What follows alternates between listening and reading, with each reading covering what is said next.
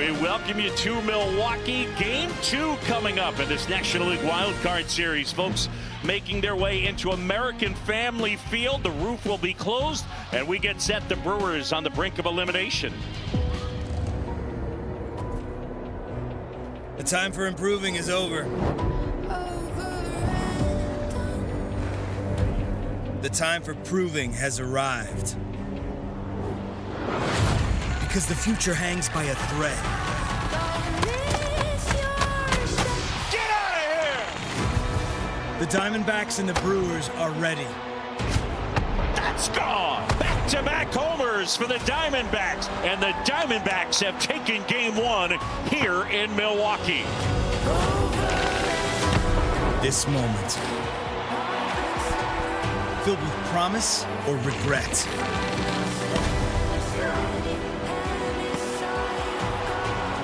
Is here. Now is all they got.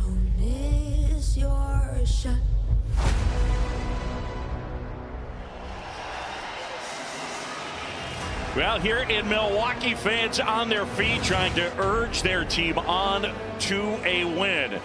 It's the National League Wild Card Series from American Family Field. The Diamondbacks and the Brewers. It is Game 2, Arizona with a 1-0 lead. Let's check out the brackets. The Braves await the winners of the Phillies-Marlins series. The Phillies are up 1-0 in that series. And for the Diamondbacks, up 1-0 on the Brewers. It's the Dodgers awaiting the winner.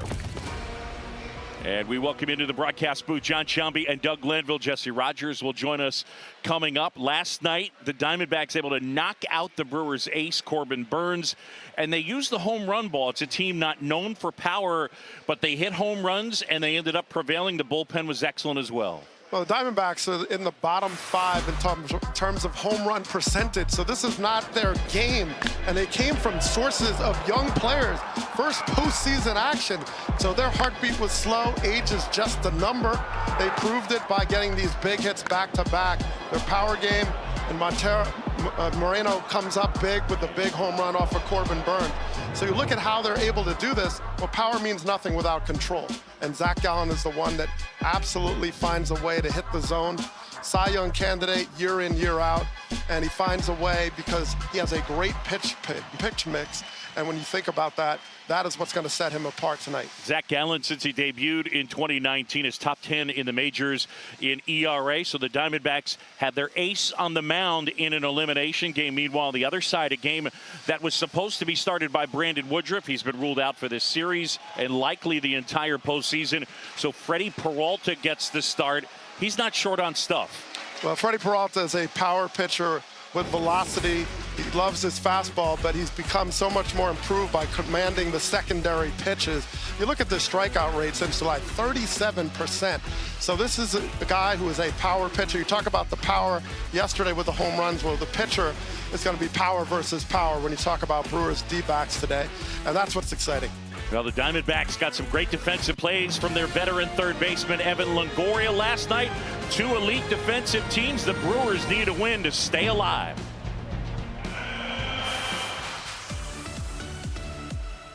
Line drive sinking fast. That'll fall in front of Siri. And he struck him out. What a performance by Jordan Montgomery.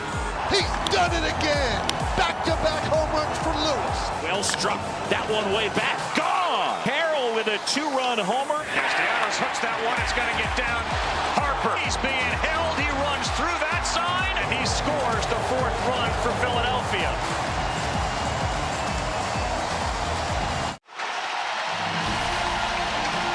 Back here at American Family Field, and we get ready for Game 2 as the Brewers take the field. The fans hoping they'll get a chance to see baseball at least another day. Game 2 here tonight. The Brewers need a win to force a Game 3. Pitching matchup, it'll be Freddie Peralta and Zach Gallen. Torey Lovullo trying to make his way into the NLDS. The last time they made the playoffs, they got there after winning the wild card game, and then they were swept by the Dodgers. Let's check out the lineup for Torey Lovullo and the Arizona Diamondbacks. 7th in the National League in runs per game. They were tied for 10th out of 15 teams in homers hit.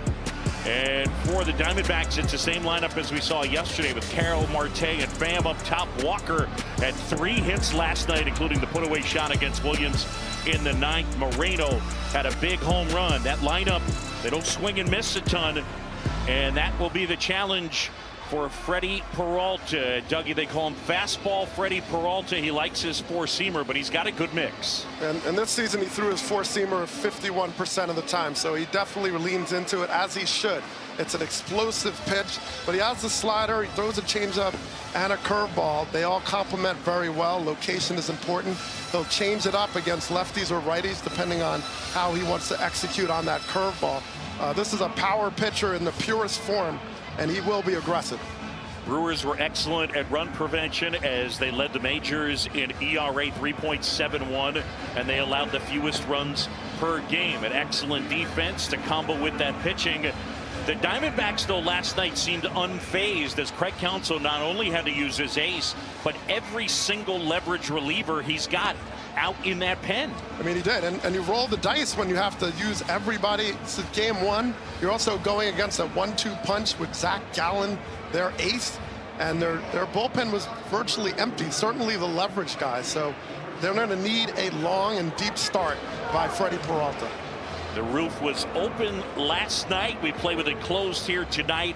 There was, at least earlier in the day, the threat of rain. They're not going to mess around with it, so we have the roof closed and we're ready to go. Corbin Carroll climbs in. Peralta fires.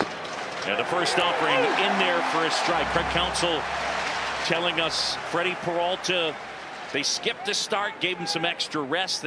He said his fastball is likely to be pretty hot early on. And that one at 96, missing upstairs. Carroll with that big game last night, 2 hits, 2 walks. And had the big home run. The 1-1. And that one in for a strike. Dan Bellino is our plate umpire.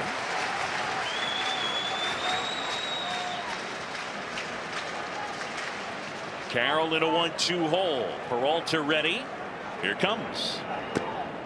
And again, going with nothing but heaters, and a guy whose average 4-seamers a little over 94. We have seen 96 and 97 already. You mentioned the days rest, and over the season his ERA was better between starts once he had more days rest, so could be a factor here.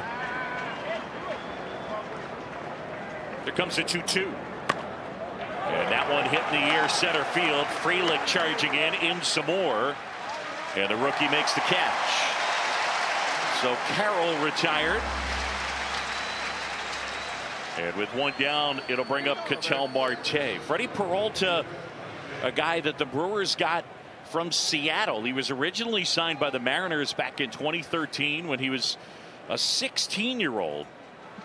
And he was acquired in December of 2015 with a couple other teenagers in the Adam Lind trade. The first offering misses downstairs.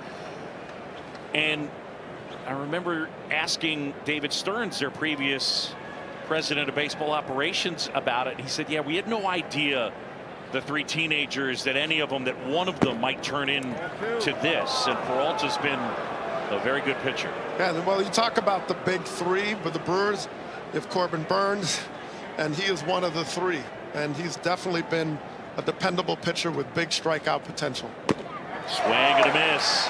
That's something that he features. You look at the swing and miss rate for Peralta this year, top 5 among starters. He had the 4th highest strikeout rate in the majors. The 2-1. Well, you can see there's no secret to what he's going to do. I mean, he's going to come at you and he's going to attack. Now, the key for Peralta is he's got to locate that. He's got to be able to elevate it with purpose and not leak it over the middle of the plate and use those secondary pitches. But right now, he's just trying to establish the fastball, They have to prove they can hit it. Otherwise, he has no reason to get off it. Peralta delivers. Just off the outside edge. Contreras trying to frame it. Bellino wasn't buying. As you take a look at K-zone in 3D, and it did not clip the plate. So here we go. 3-2, 1 out, base is empty, just getting started. And he went changeup, and Marte will sprint down to first. It's a 1-out walk. Well, you talk about the breakdown of Peralta. This is how it goes over the. This is how it went over the course of the season. 51% four-seamer, so you're seeing that a coin toss. The slider 22%, changeup 15, curveball 12, and it's all set up by that four-seamer. There's Tommy Pham now. And a curveball clips the outside corner. The thing to look at, however, with that pitch arsenal distribution, for the most part, it's the slider, the sweeper against the righties, and the curve and the change against the lefties.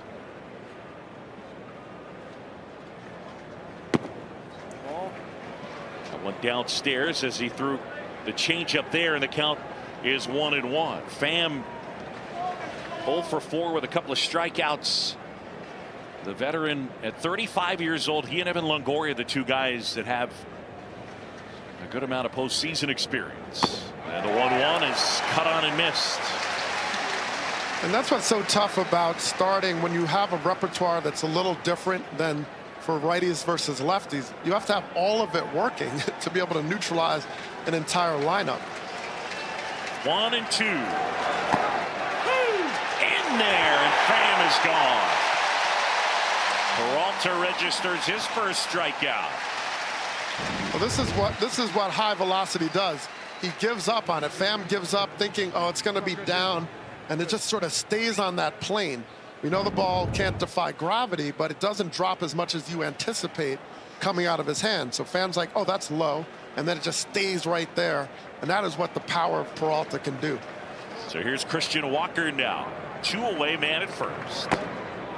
And a fastball clips the outside corner at 96. Well, what Craig Counsell said so far has proven to be true.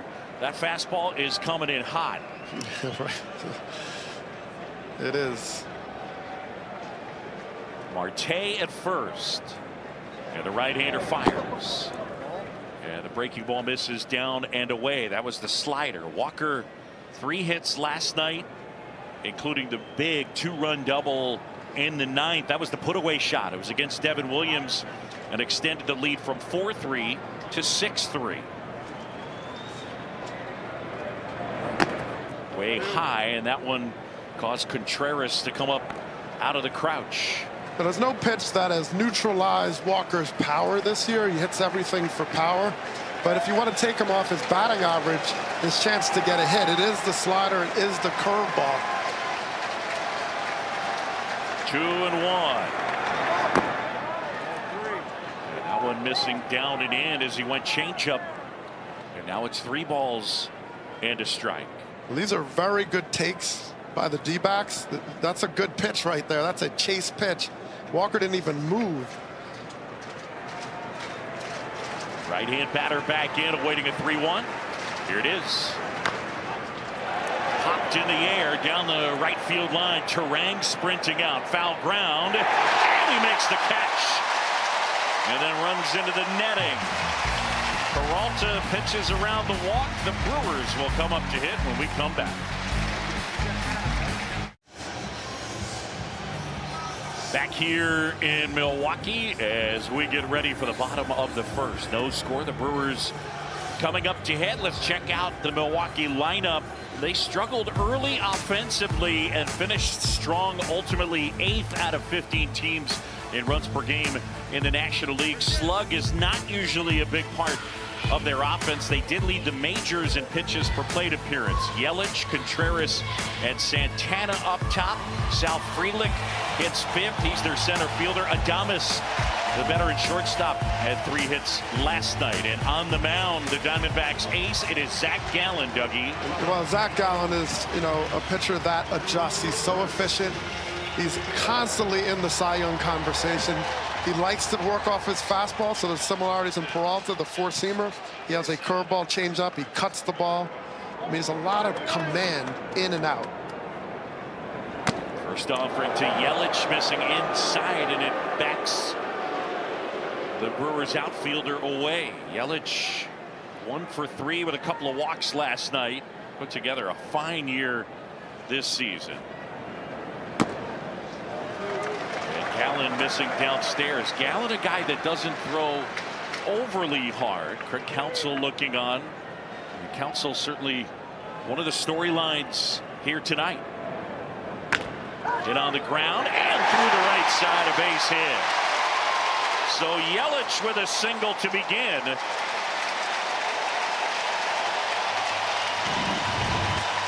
Well, this is what you need to do. Force him to get into that four-seam fastball.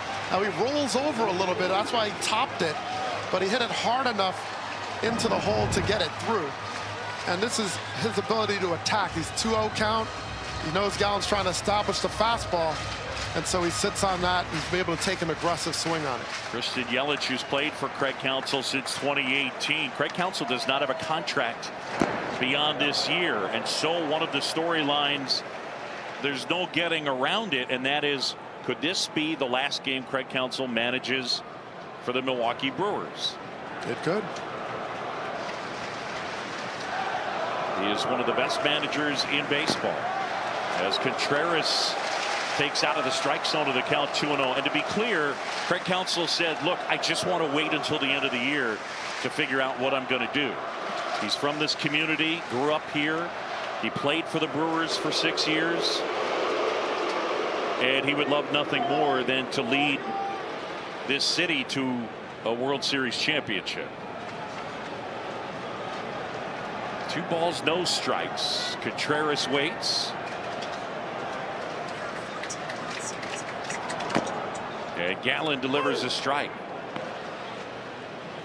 Now, usually the first few innings, Gallen comes out strong. He's typically on point. A little bit erratic right now, forcing himself into these fastball counts, and now relying a lot more on location. Gallen, a guy who's got a good assortment of off-speed pitches. His curveball is excellent. He has a very good changeup. He told me he learned his changeup as a kid. He had really small hands. He would throw a 2-seam fastball with 3 fingers. That's how small his hands were. And then eventually he just learned to throw the changeup by choking off the grip. So the change and the curve, 2 very good secondary offerings for him. 28 years old, originally drafted by the Cardinals in the 3rd round 2016 out of the University of North Carolina. And he does wear that number 23 as an ode to Michael Jordan. He said, you know, it was his sophomore year at Carolina. He said, well, man, wouldn't it be cool to wear 23 wearing the Tar Heel blue? Yeah, why not? And he's a really good pitcher who's always getting Cy Young consideration, which he'll get again this year. And you can see he's got the pitch com on the back of his glove, so he and Moreno working together, but he has a say from out there.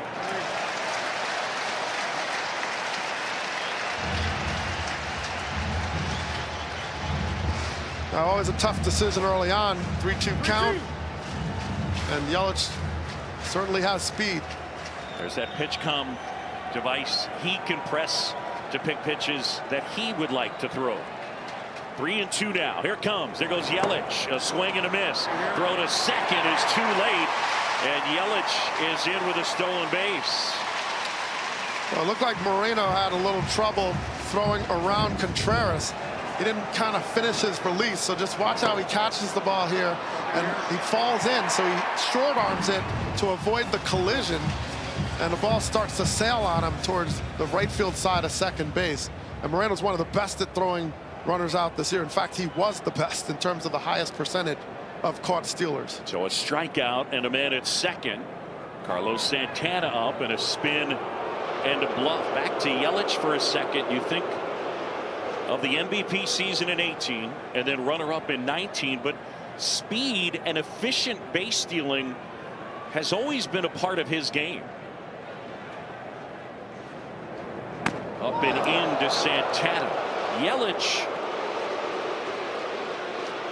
this year, 28 stolen bases, the most he's had since 2019. If you take it back to the start of 2017, he's stolen 128 bases at an 87% success rate, and that's the top mark in terms of success minimum 100 attempts. So when you're talking about the best base stealers since 2017, it's not a huge volume, but Yelich is one of the better ones out there. Well, that's what's scary about the Diamondbacks. They have an 87% success rate as a team this season. Amazing. It's absolutely ridiculous. They've run you out of the stadium. The 2-0. And now 3-0. And, you know, the cutter he's throwing to Santana, this is not his best pitch. And this season, they've hit it pretty well. 333. Lefties have hit it even better. Close to 450. But he's using it to try to keep Santana off the plate. Gallen to 3-0. And that's through there for a strike. This guy, I think you would say, is one of the more underrated aces out there. When you talk about number ones, and Zach Gallen's in a conversation for true number one. And I don't know that everybody in big markets necessarily knows how good he has been. The 3-1. And that clips the corner, says Dan Bellino. Well, that's what he can do. When you have a four-seamer and you throw it half the time, you better have command. And his ability to hit that corner and then also go up and in and move it around, it's almost like it acts like multiple pitches. And he also has this complement of curveball, changeup, cutter to just keep you honest. So four-seam command, that's what needs to show up for him to be successful tonight. 3-2 to Santana. And the pitch. And that one fouled away. Santana, the 37-year-old, came over at the trade deadline. The bulk of his career in a Cleveland uniform. The Brewers got him from Pittsburgh. He's one of the guys on this Brewers roster with a lot of postseason experience. Meanwhile, Gallen making his postseason debut. And Santana spoiling that one. How about Gallen humping up to 97? You know, he picks his spot. You know, he can throw that hard. He doesn't need to. He picks when he needs that extra something. And Santana's had a lot of trouble this year on the breaking ball. And this is where he's been able to get him out. But he's going four-seamer, and maybe he'll elevate now. Pitch 8 of the at-bat. And that's fouled back. And Santana will climb back in for pitch number 9.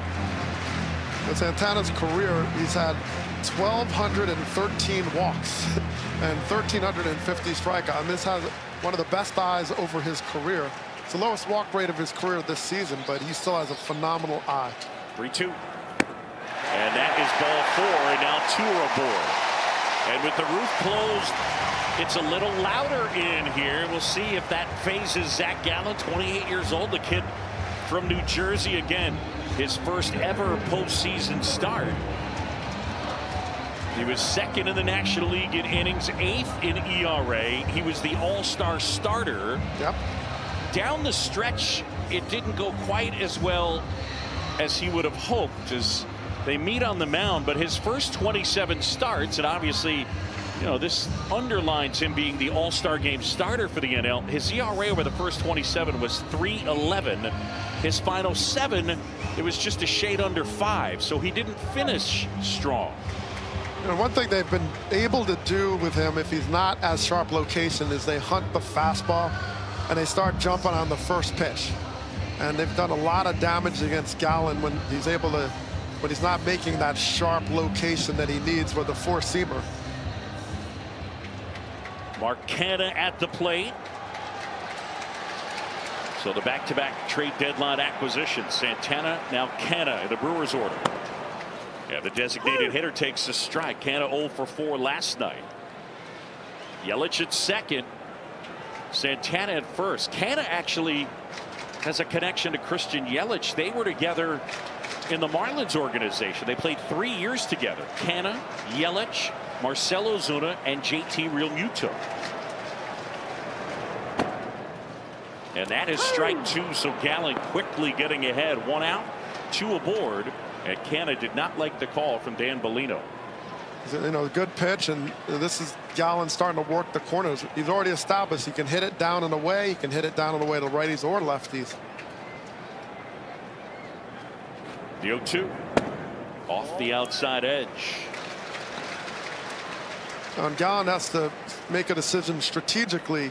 Do you want to try to throw the pitch where you can get the ground ball, possibly roll up two, or do you kind of work off of the swing and miss pitches?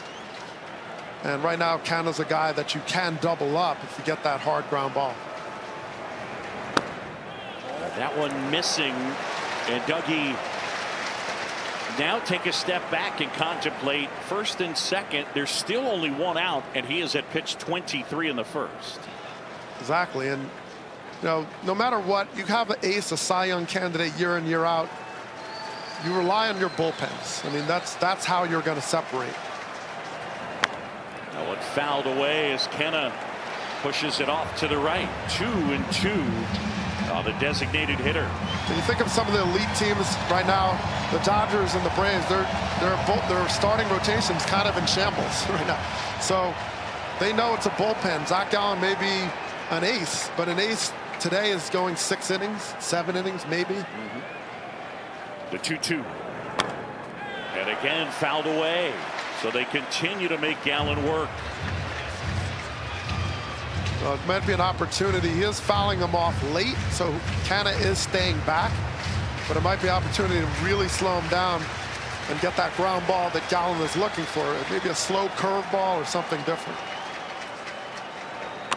Line drive, base hit left field. Yelich will stop at third as Gurriel fires it in. So a single, a walk, a single, and they're loaded up with 1 out. This is kind of just a good hitter. This is a fastball in. Now you see a guy who's been fouling off pitches late on your fastball the last 2 pitches, and then you go in hard and he makes a quick adjustment. And that's just Mark Canha, just like outwitting Gallen in their plan. He's like, all right, you're going to go back in because you think I'm late on these fastballs. I'm just dropping the head. That was a great piece of hitting by Mark Canha. Fans getting loud here at American Family Field. The roof is closed. The rookie Sal Frelick at the plate. And he swings and misses. Good changeup. Whoa. I mean, he has that in his back pocket, and that ball just disappeared. Yelich at third, Santana at second, Canha at first, 1 out. Gallen fires. And Frelick able to foul it off. The Brewers looking to strike first. Beaten last night in a game that they led 3-0 with their ace Corbin Burns on the mound. So adversity for the Brewers. And the adversity started even before the series began, with Brandon Woodruff being ruled out. It was a big blow. Swing and a high fly ball right field. Carroll drifting back, wandering onto the track, and he makes the catch. Yelich will tag. Yelich will score. Santana moves up. It's a sac fly for Sal Frelick, and the Brewers jump on top 1-0. Well, a lot of times he relies a lot on his fastball, and once you elevate, you are running the risk of getting the fly ball. That's all they needed. The Brewers needed to be able to get that run in. So throws the fastball. Frelick was able to get under it and get some air under it, and with the depth, it was an easy sac fly. So Frelick knocks in the first run. Now there are 2 outs. Zach Gallen going to his scouting report card with Willie Adames at the plate. And that report's going to say he struggled against 4-seam fastballs this season. And a line drive into center field. That's a base hit. Santana coming in to score. Canha racing for third. And Adames, an RBI single. The Brewers lead it 2-0.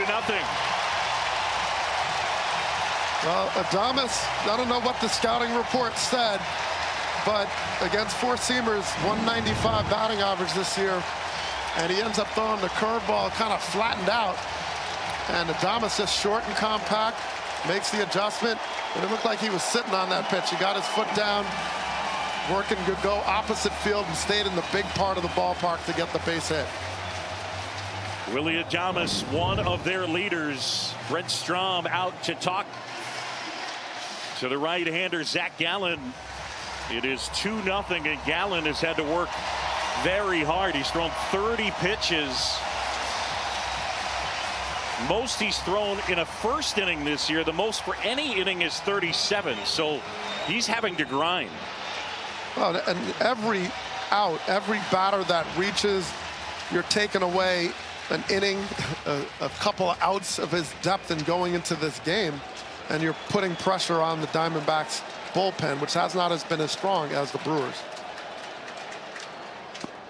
And Josh Donaldson takes a curve for a strike. Donaldson had a couple of hits in a game last night. Canada at third and Thomas at first.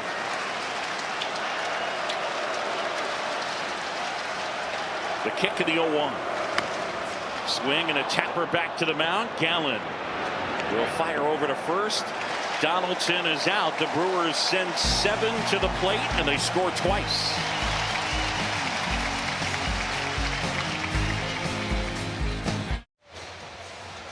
Back here at American Family Field, the Brewers lead the Diamondbacks 2-0 as we go to the second. Let's send it downstairs and Jesse Rogers. Yeah, guys, we talk about these young Diamondbacks. Well, how about the Brewers starting lineup? Only 3 players remain from their 21 playoff team. So an elimination game 3 days after the regular season ends, kind of new for them. Josh Donaldson's advice to his team, just do your job. Donaldson's playing his 50th playoff game. And, of course, the converse of doing your job is don't try to do too much. And I think we saw that in the first inning at bat for Milwaukee. They really just took what came to them, and you saw them score a couple runs. The old Bill Belichick, do your job, right? Stay Bill within Belichick yourself. or Bill Parcells. I mean, it's basically the same, but Gabriel Moreno with that huge homer last night, and he swings and misses. Well, Moreno's in that category where his manager Torey Lovullo says his heartbeat, slow heartbeat, he's under control, calm beyond his years. A swing and a miss, and Peralta gets the strikeout.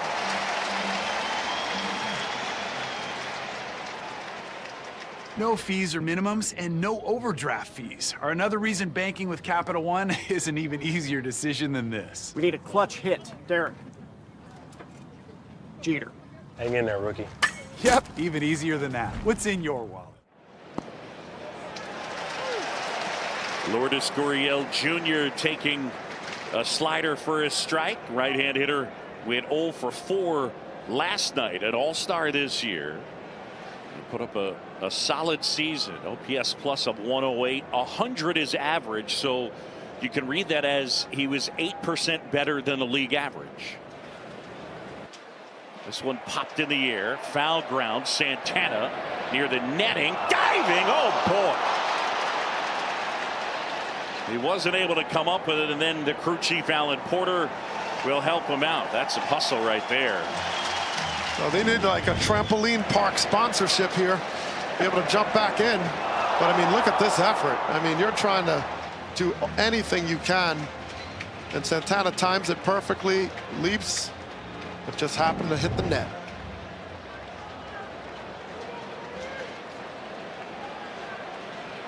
Oh, 2 now on Gurriel. Peralta. Right there, got him looking.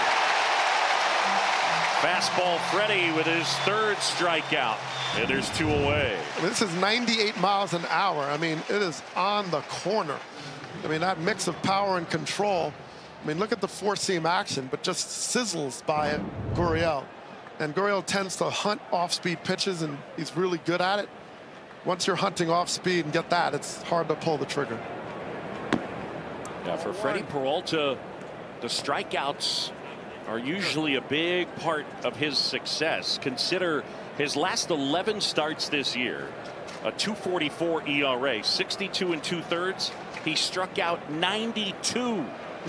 I mean, that's reliever type numbers. You know what I mean? You get relievers every once in a while that'll strike out 92 and 62 2/3. That's how he finished. Lifted in the air. Free lick to his right.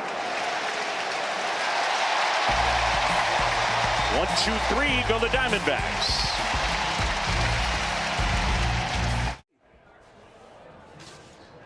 Craving ballpark food? Just tell Siri, add peanuts to my grocery list.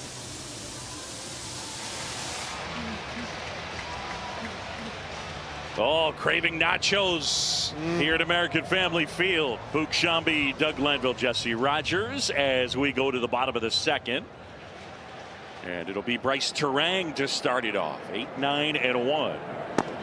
And Zach Gallen pumps in a strike. Turang 0 for 1 last night with a sac bunt and a walk.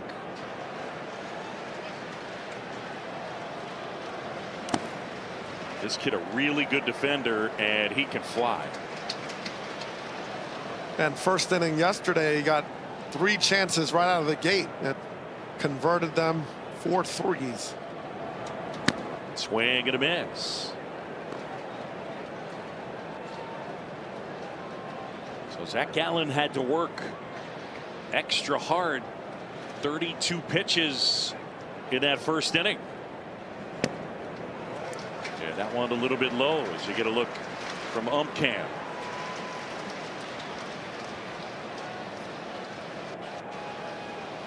Dan Bellino, our camera operator. The 2-2. Well, all these foul balls, I mean, it's just raising the pitch count. And Gallen, to try to get back someone on track, he's going to need some quick outs. And it's going to be hard to do the way the Brewers are approaching him right now. And a foul ball back out of play. I think the other thing is, well, in my estimation, there's a psychological aspect to the foul balls. Guys that are used to getting swings and misses, and instead the balls are being fouled off. That's got to be frustrating for the pitcher. Right, it's a spoiler. In the air, left field, slicing towards the line, and that one slices foul. And, you know, we talk about put away, having that pitch, that neutralizer, the plus to be able to throw at certain counts and get the swing and miss. You know, and Gallen lives off the fastball a lot, and nothing's more frustrating when you're trying to get that put away and you can't find it, and you just keep throwing that extra pitch. Yeah, the count still says 2-2, but you've thrown like all these extra pitches. Brewers have fouled off 10 pitches in this one, and Gallen has gotten 3 swings and misses. I think Moreno is having some issues with his pitch comm. Oh, hold on, my thumb's now. There we go. He's got it ready and back to work. Yeah, once you start hearing Uber drivers on your pitch comm, you know something's going wrong. Popped up, foul territory, third base side, and that will get out of play.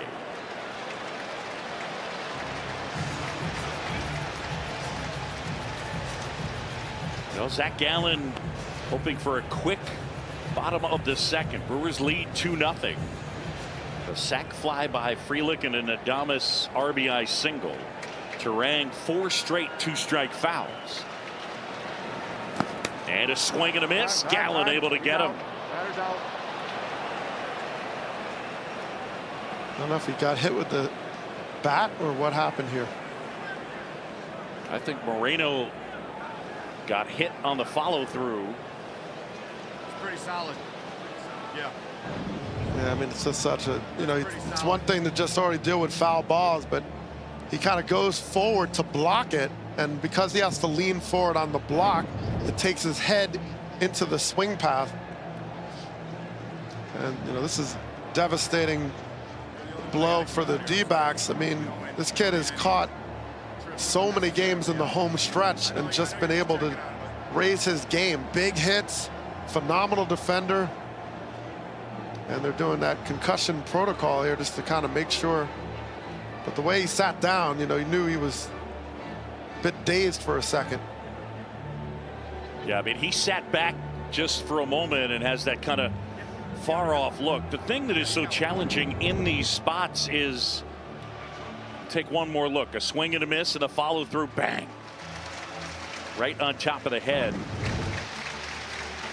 The thing that's so challenging, though, is there's no way with words in a back and forth conversation in 3 minutes to diagnose a concussion. Yeah, I mean, we've seen cases, and more as we learn, you know, more information sometimes comes with time. But they're gonna, you know, have to make a decision, and he was definitely impacted immediately. You know, he just sat back.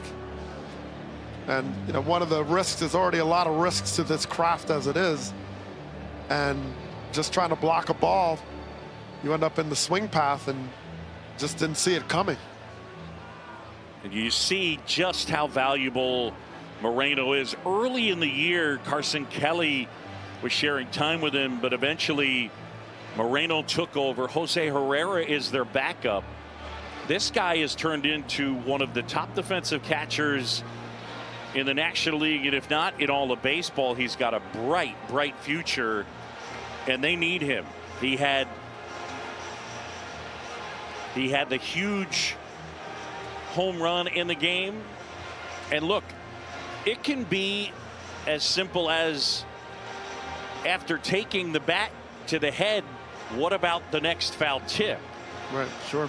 You know, if you remember a few years back, it was more than a few years back, but Joe Mauer, who had that amazing career, he was catching and took a foul ball off the mask, went down to his knees for a second, and never caught again. Yeah. I mean, that's, you know, it's a scary moment. And, you know, this kid is so dynamic, you know, just his personality. He's a big fan of Miguel Cabrera. He said, look, I committed to going to right field on my swings because of watching Miguel Cabrera. Yeah. He's a student, and he's caught this major league game by storm. And a lot of it is his defending, but it's also his ability to get these big hits, the big home run in Game 1. And Torey Lovullo is, you know, just player's manager, always cares like his family. And he's just trying to say, look, I'm not trying to risk you right now. You got to tell me how you're really feeling. You don't need to be a hero. And it's like he's going to get back in, test it out here.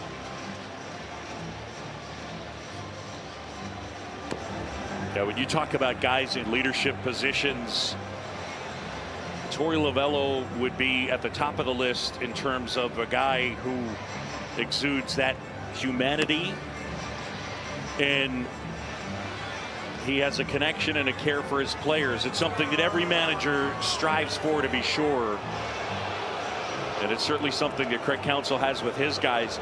And Torey told me at one point that his wife Kristen one time joked with him, sometimes I think you have more empathy for your players than you have for me. She said it tongue-in-cheek, but that is what Torey Lovullo is all about, as a guy that has empathy and just cares so much for his players. And first pitch swinging as Taylor pops it up right side, and Perdomo calls everybody off. So about a 6-minute delay there. And a reminder, customize your feed, get personalized stats and highlights, and enjoy free live streams with MLB app. Your home for postseason baseball. Download the MLB app today. And let me be clear, in terms of Torey, that quality of him is something that everybody loves about him. Pitch in for a strike. Well, he was highly influenced by playing for Terry Francona in Philadelphia. We were teammates in '99, and, you know, that is a school of empathy. Bounce softly to the right side. We'll see if Jose Herrera, the backup catcher, gets moving around. Yelich retired. Gallen does well to get him 1-2-3. End of 2. It's 2-0.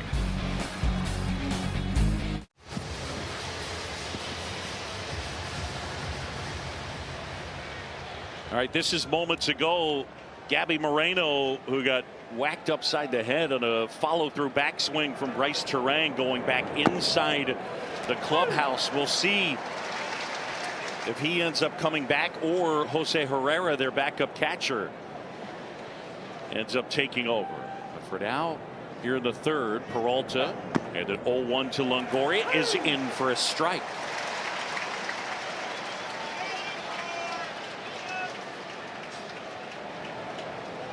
Evan Longoria, what an impact he made in the game last night. And a swing and a miss. Peralta just carving them up right now. That's his 4th strikeout.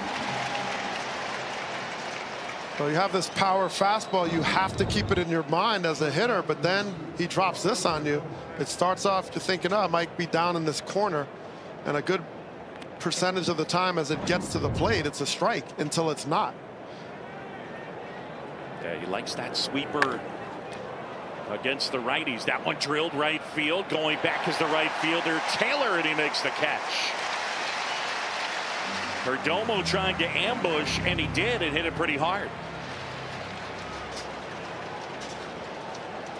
Well, now you're looking at that second time around, what adjustments the D-backs will make, starting with their catalyst, Corbin Carroll.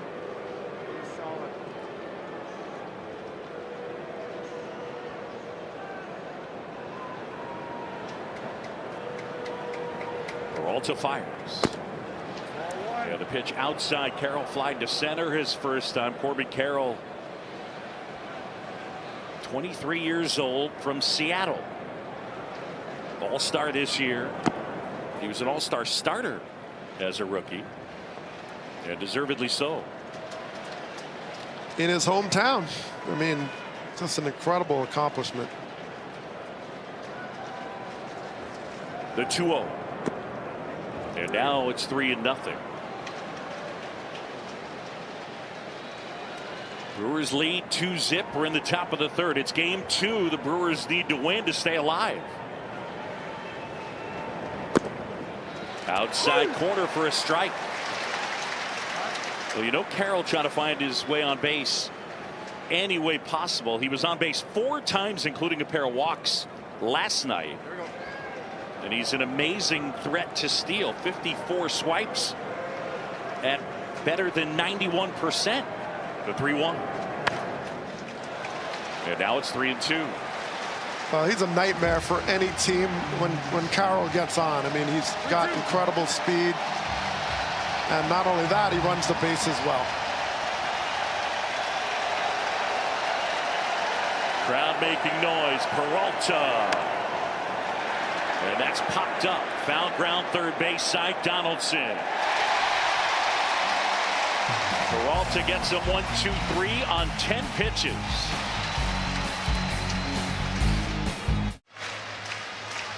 Back here in Milwaukee, Brewers lead 2-0. New catcher in the game for Arizona. Downstairs, Jesse Rogers with Torey Lovello. All right, Torey, tell me about the decision to take Moreno out. First and foremost, you can't put an athlete out there that's not feeling 100%. You know, there's protocols that we believe in and we follow. We got him back in the dugout, evaluated him. It was just too much for him to go back out there. Zach Gallen's pitch count a little high. They're fouling the ball off a lot. What does that tell you? Yeah, I think that first inning, he was probably just trying to establish his fastball, never really got to his secondary stuff. He's in a good spot, though, right now. I think he made some good adjustments. Thanks, Torey. Thanks. So Jose Herrera behind the plate. Zach Gallen. And a ground ball to the right side. Marte on the grass. Fields.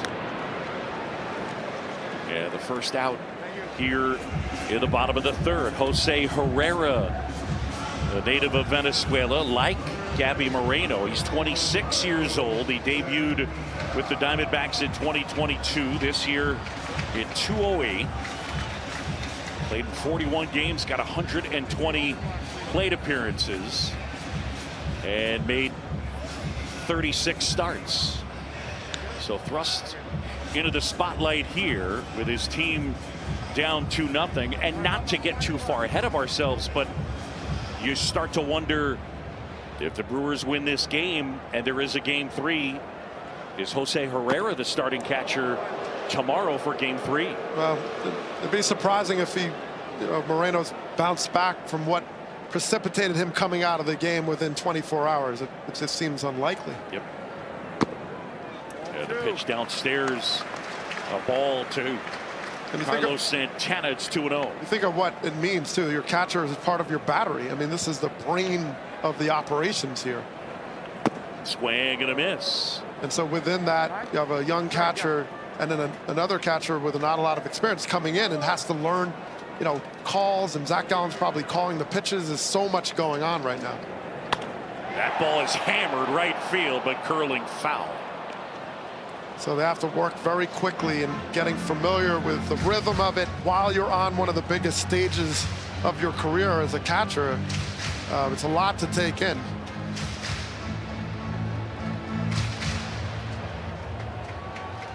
Carlos, here we go. 2 balls, 2 strikes, 1 out, bases empty, and a pitch. A little bit low. 3-2. The Diamondbacks rallying for a win last night. The bullpen was sensational. That's laced the other way, and a base hit. Santana slices a single into left, and with 1 out, a man aboard. I mean, this is just Santana. He's so good at going the other way. And watch his head position right here. Just stays through the ball, follows it through, inside out, gets that slice that goes towards the line. And that's someone who stays back really well, adjusts midstream to the off-speed pitch, and fires through the zone.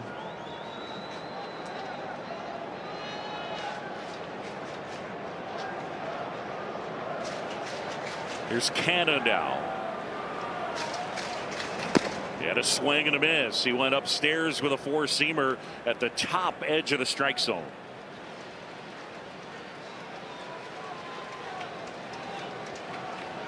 It's a Diamondbacks team overall. Their team ERA 4.48 was 10th best in the NL. I mean, that's not exactly elite. Their starting pitcher's ERA was 4.67. That too was 10th best. And remember, they had some veterans that along the way they let go of. Madison Bumgarner, Zach Davies. Ball to strike. The other way, and a base hit. Santana will take the turn, but that's picked up by Carroll and fired in. And with 1 out, a pair of singles, and the Brewers with 2 aboard. All right, a reminder, the NHL season begins Tuesday night on ESPN and ESPN Plus. An opening night triple header. Predators Lightning start us off 5:30 Eastern. Then Connor Bedard makes his regular season debut for the Blackhawks against the Penguins. And we cap the night. The Stanley Cup champs raise their banner as they take on the Kraken in Vegas. And an opportunity here for Sal Frelick. Frelick making his postseason debut last night and came up with a couple of hits.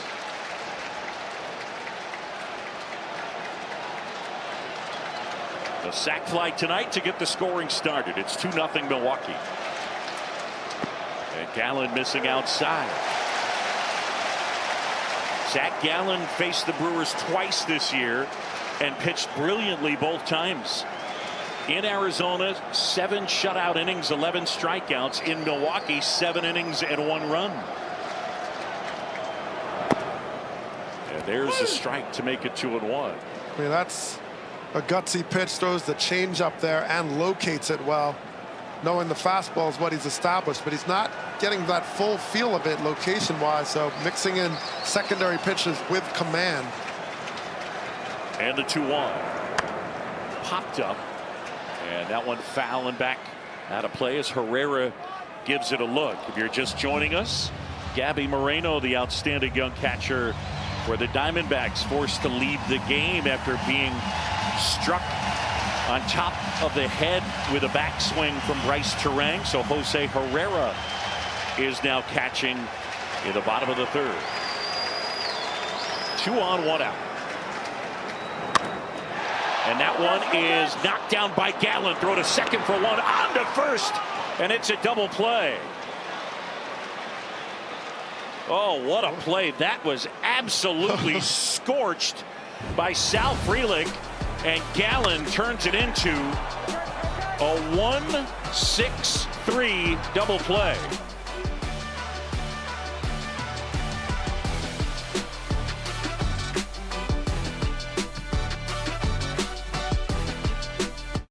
This postseason coverage, get the best 5G coverage in the game. It's T-Mobile, America's largest and fastest 5G network. And fastball, Freddie Peralta delivers a pitch a little bit low. No, that's in for a strike. I beg your pardon. Peralta facing Marte. And that one upstairs. Brewers leading it 2-0. We're in the top of the fourth. And the Diamondbacks don't have a hit. The only base runner, this guy, Marte, who walked. The 1-1. Well, Peralta this season did have some trouble with traffic in the fourth inning. His ERA this inning 5.14. It's kind of where he starts to reset and gets vulnerable.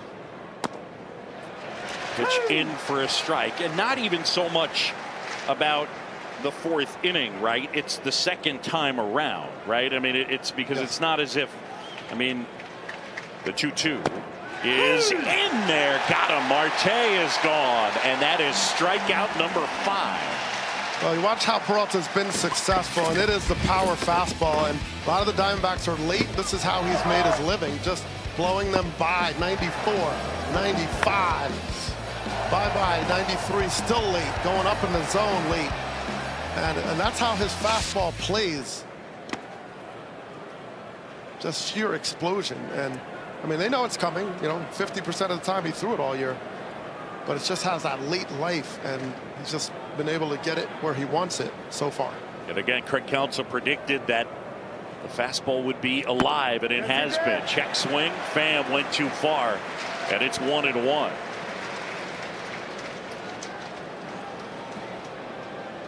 We're in the fourth. Brewers lead 2-0. Peralta hasn't given up a hit. The pitch. Chopped softly towards third. Charging Donaldson. Fires on the move. Tag.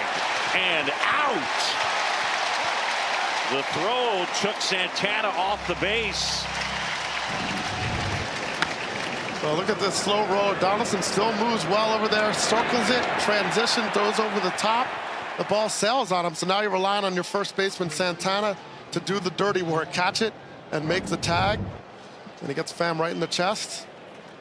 Good play by Santana. You have to read that ball quickly and then know how to position yourself without getting in the way of the runner. Dangerous hitter now, Christian Walker. Check swing and a called strike. Walker popped out foul his first time.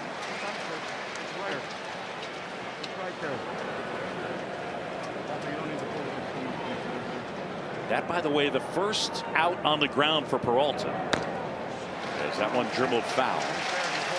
Until that ground out, it had been 5 outs in the air and 5 strikeouts.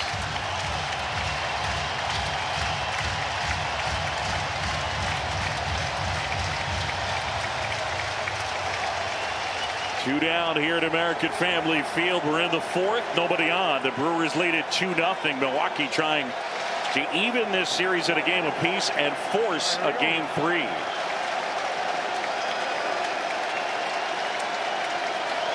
The 0-2. High fly ball left field towards the line. Yelich. He's got it.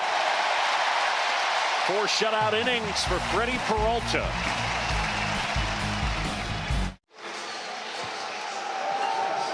Well, the Texas Rangers moving on to the division series as they were able to eliminate the Tampa Bay Rays. Rocco Baldelli and the Twins getting past the Blue Jays. All right, so game 3 tomorrow if necessary. If there's only one game 3, it'll be at 7 Eastern on ESPN. If there are 2 wild card games, it'll be at 3 Eastern on ABC, and the other one at 7 on ESPN.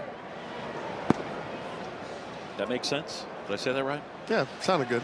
So if there's only one game, it'll be at 7 Eastern on ESPN. If there's 2, one will be at 3 Eastern on ABC, and the other one at 7 Eastern. So there you go. You got it.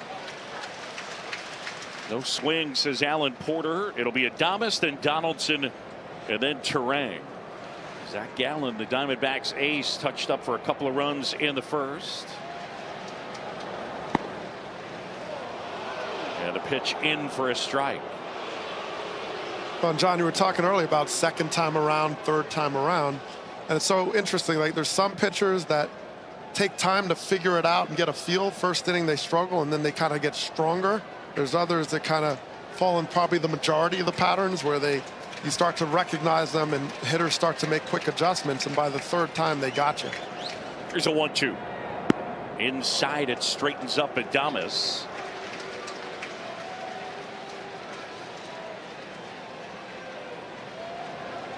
Two balls, 2 strikes the count. Gallen ready and fires. And that's low. And Gallen has been that pitcher that starts off really well. The first 3 innings, his ERA has been 2.65 during the season, so he's a guy that starts off well. That one down low, and Adames reaches. Let's send it downstairs. And Jesse Rogers. Yeah, guys, this Gabby Moreno situation is going to get real dicey for the Diamondbacks. They've only have 2 catchers on this roster for this round.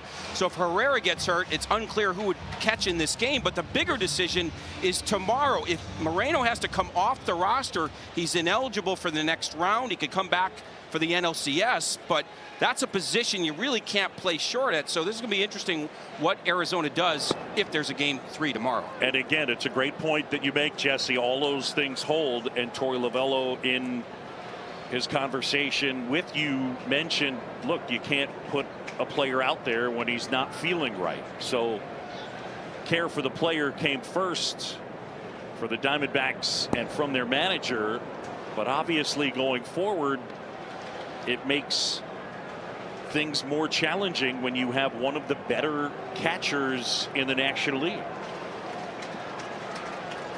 0-2 on Donaldson. The pitch. On the ground, Perdomo steps on second for 1, return to first, and that's a double play. Geraldo Perdomo, excellent defensively, and so is the entire Diamondbacks team. Hey, Scott, this stuff's perfect for fall, right? Yep, it feeds your lawn now to strengthen roots all winter for a better lawn next spring. How do you know all this? Says it right there on the back. No, it does. Yes, it does. Pick up a bag of Scott's Winter Guard today. It's guaranteed. Feed your lawn. Feed it. Here's Bryce Terang now, and that pitch in for a strike. You know, Doug, I auditioned for that Scott's commercial for the guy, and I didn't get it. Is it the Ginger fan club here? That's a guy from Game of Thrones, isn't it? Isn't that what was his name? Bane something? That one in for a strike to Terang, and it's 0-2. John Sciambi, Doug Glanville, Jesse Rogers. We're in the bottom of the 4th. The Brewers, with a couple of first inning runs, lead it 2-0. And Terang pushes it foul. Bryce Terang, first round pick in 2018. He was their opening day second baseman. Eventually was sent down in June to AAA for about 3 weeks.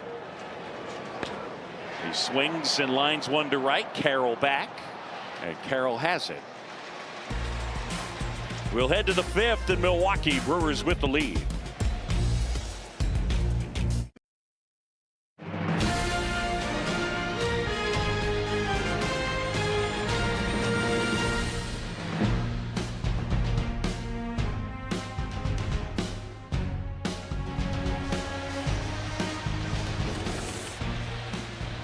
Well, back here in Milwaukee, American Family Field, John Sciambi, Doug Glanville, and Jesse Rogers. Freddie Peralta's been sensational so far.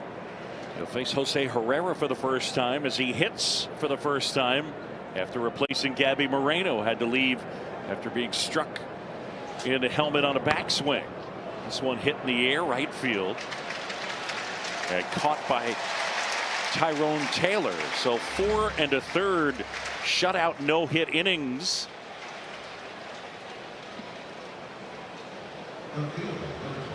And Fans Play Ball is baseball's global youth initiative to highlight the fun and accessible ways to play our great game. To learn more, including how to find a league near you, go to playball.org. Follow at Playball on Twitter, Facebook, and Instagram.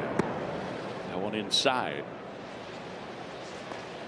Now, Peralta, you talk about the big 3, but he's only gone into the 7th inning twice this season. Once in August, once in September.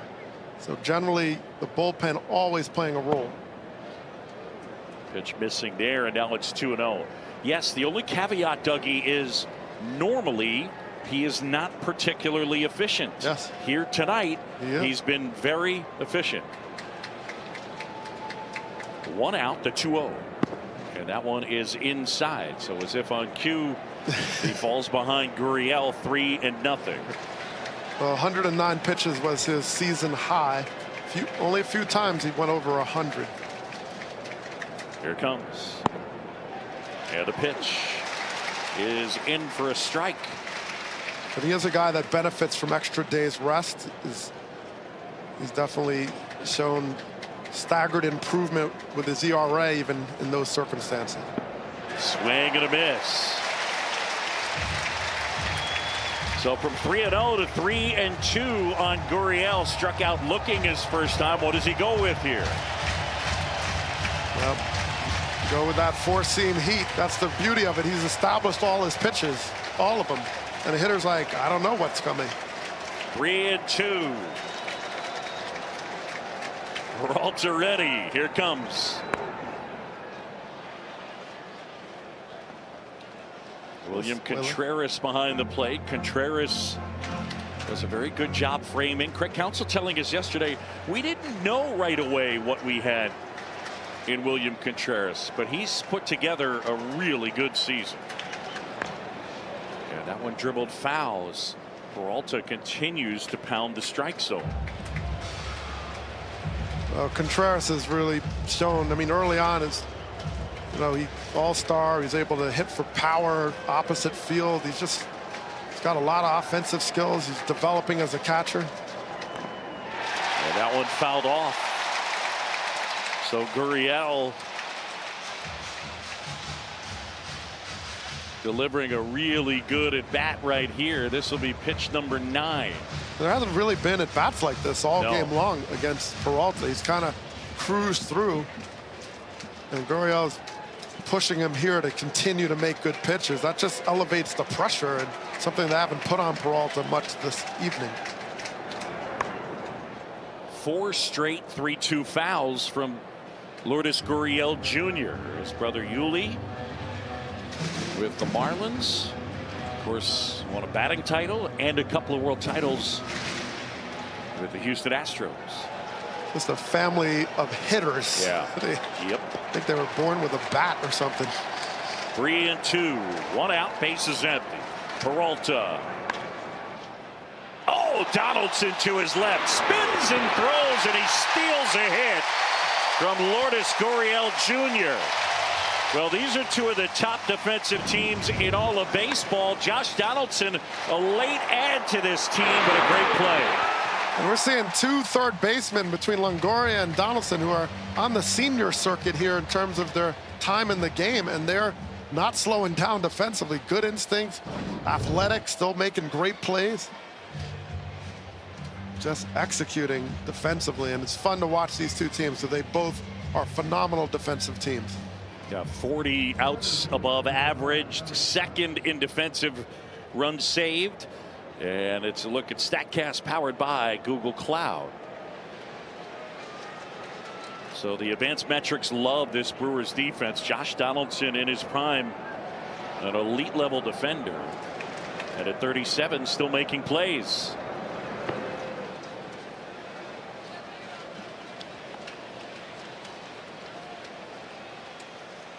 Well, last night it was 37-year-old Evan Longoria with 3 brilliant plays. You know, you talk about the leaping grab that he turned into the double play, and then the rangy play where he bobbled and then caught Yelich off a second. But the play down the line that he dove and stopped, it ended up being an infield hit. This one hit in the air right field. This one back. And Taylor isn't able to get it, and that one is gone. Just got over the fence, and Alec Thomas pulls one over the wall. The first hit of the game for the Diamondbacks, and it leaves the park, and Arizona within 1. So what did that Gurriel at bat mean? Maybe something to say, all right, he made him work, and now he gets this changeup right down the heart, just not where he wanted to locate it, and Thomas jumps on it. You know, good swing through the zone, a little out in front even, but showing the power where he gets to the barrel and gets the elevation he needed. Yeah, the baseball was just deposited back onto the field. We talked to Torey Lovullo before the game, and he said, look, Thomas, a lot of the young guys, they may be young, but they are able to slow things down. And Thomas struggled a little yesterday in results, but he felt like he was in control, and there he was in that at bat.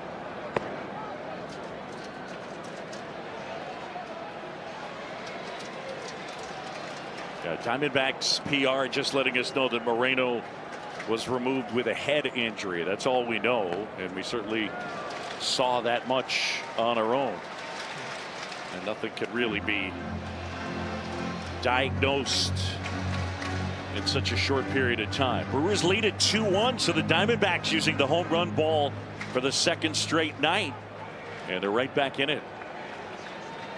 2-1, and the pitch to Longoria.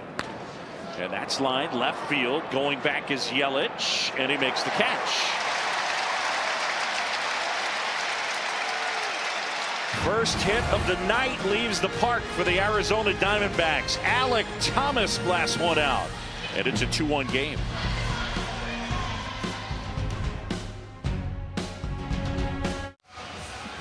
Back here in Milwaukee American Family Field, and it's a one-run game. Brewers 2, Diamondbacks 1 moments ago. Jesse Rogers with Craig Counsell.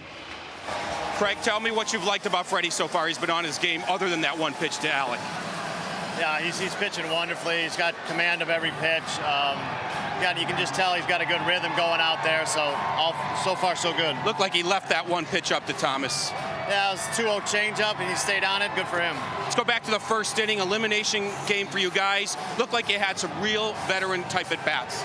Yeah, we thought we had Santana had a great at bat to draw that walk, and just making the starting pitcher uncomfortable as quick as you can is a real key to these games. Thanks, Craig. You got it. So Zach Gallen back to work and delivers outside the strike zone. He's fallen behind Tyrone Taylor 2-0. Taylor last night with a big 2-run homer. He also hit the line drive that Longoria made that spectacular play on. That was with the bases loaded in the 5th. He finished red hot, did Taylor. Last 18 games, 5 homers and 8 doubles. And Longoria back in the lineup tonight, the 3-0. And that is in for a strike. Back to Longoria, Dougie, for 1 second. Evan Longoria has not started back-to-back games at third base since June 29th and 30th. Ooh. This one popped in the air and out towards center. Charging in is Thomas, and he makes the catch. So it gives you an idea of the trust that Torey Lovullo has in Evan Longoria. And last night turning in magnificent plays.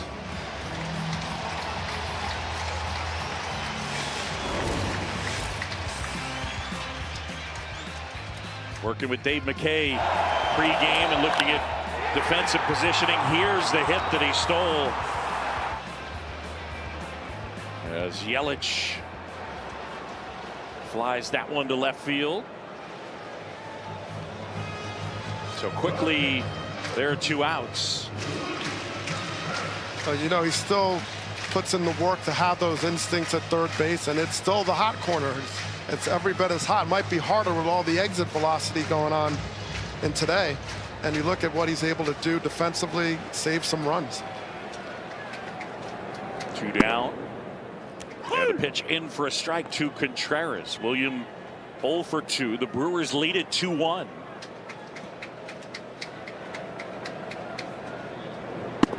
But Dougie, the Brewers haven't been able to push across anymore against Zach Gallen. You wonder if he's starting to settle in, and Arizona's within 1 on 1 swing. And that's in for a strike. Well, part of Gallen's makeup is just this. You don't have to have your best stuff. You get off to a rocky start a little bit, but you're able to keep your game together and put up those zeros and giving your team a chance to just get 1 hit and back in it. Contreras takes outside. Got to count 2-2.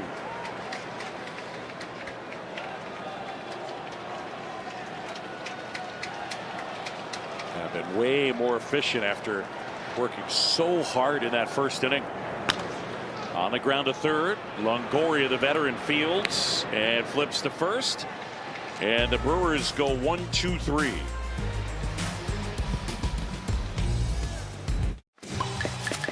Now, Freddie Peralta is a power pitcher, but with command tonight, able to induce weak contact. His location, he's getting the fastball by him. He's getting the D-backs out in front. He's able to do it with all his pitches, and they're not finding that barrel. And when they finally get something, the weak contact is still part of it. So Freddie Peralta able to not only use the power game, but the weak contact as part of his location. First 1-2, Perdomo is in for a strike. Peralta has been peppering the strike zone from the outset. He'll face 9-1-2, Perdomo, Carroll, and Marte. Oh.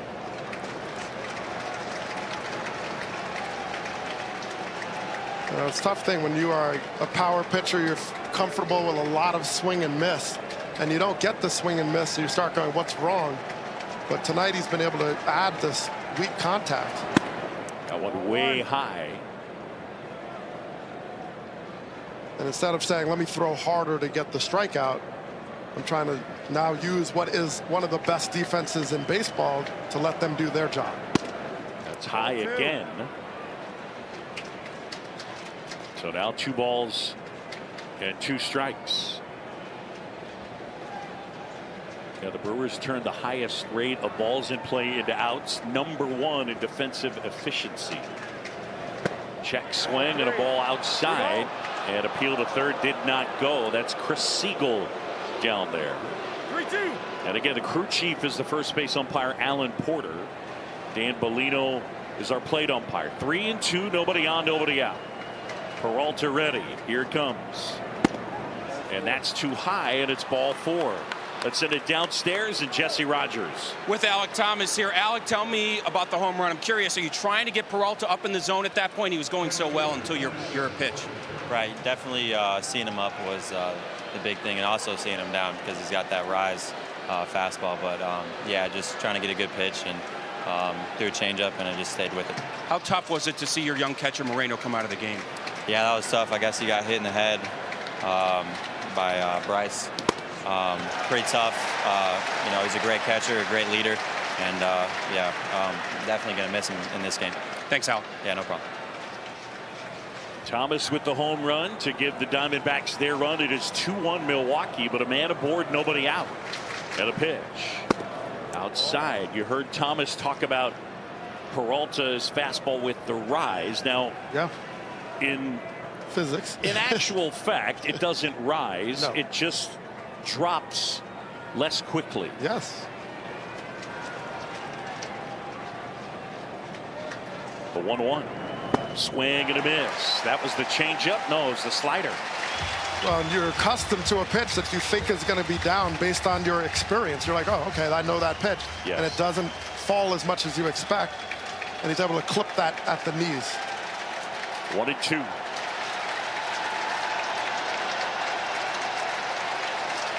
Peralta deals.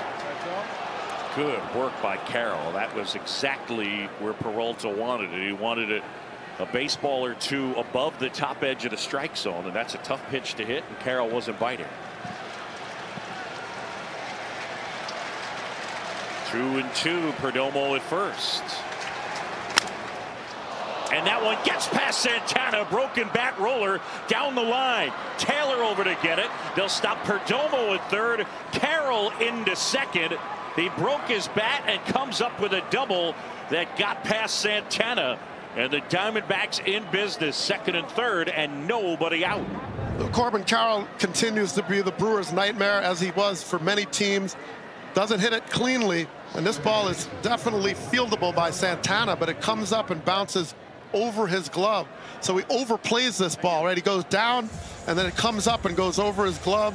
A fieldable play, but Carroll's off to the races after that and gets running in scoring position for the D-backs.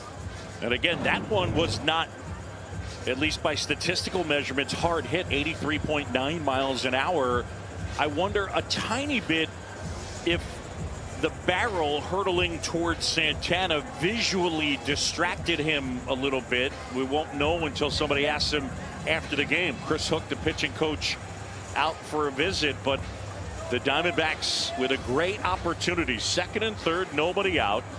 And Ketel Marte scheduled to hit. Abner Uribe is up in the bullpen for the Milwaukee Brewers. I think also, you know, you mentioned the bat. There's no doubt that's a scary distraction, but also a ball that you think from the big swing is hit harder. Right. And it's now 83 miles, and it's like a changeup to a batter. You're like, oh, I think it's going to hear.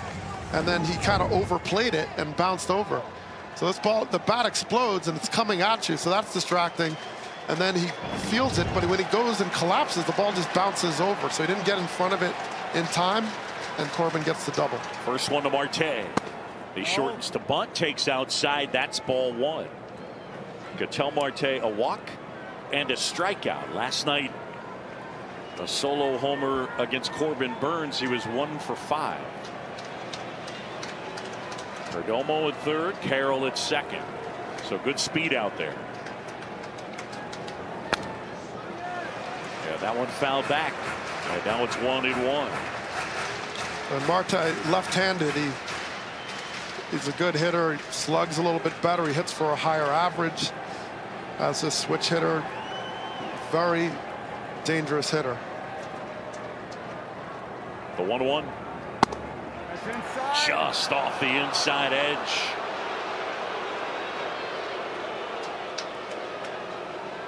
Freddie Peralta, the 27-year-old from the Dominican Republic. 6 feet tall, 196 pounds, and a jam right here. The 2-1. Yeah, well, this is a spot, Dougie, where if he can find a location for a strikeout would be big. Absolutely.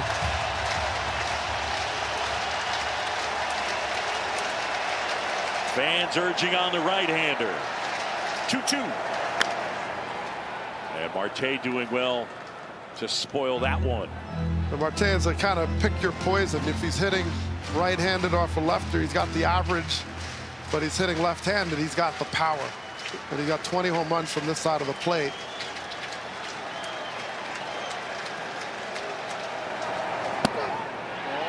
Just below the strike zone, the changeup. Contreras wanted it. That's a ball, Bubba. That's a ball all day. Yeah, he picked that ball up really well. That was a good pitch. And you know, as a pitcher, you're saying, well, do I throw this strike for the purpose of a chase, getting the swing and miss, or am I trying to throw it and get that weak contact or in the zone? And he chose the chase, and Marte laid off it. 3-2. Up the middle, base hit. Perdomo is in. Carroll coming home. Frelick's throw is too late. Into second goes Marte, and the Diamondbacks have taken the lead. It is 3-2 Arizona.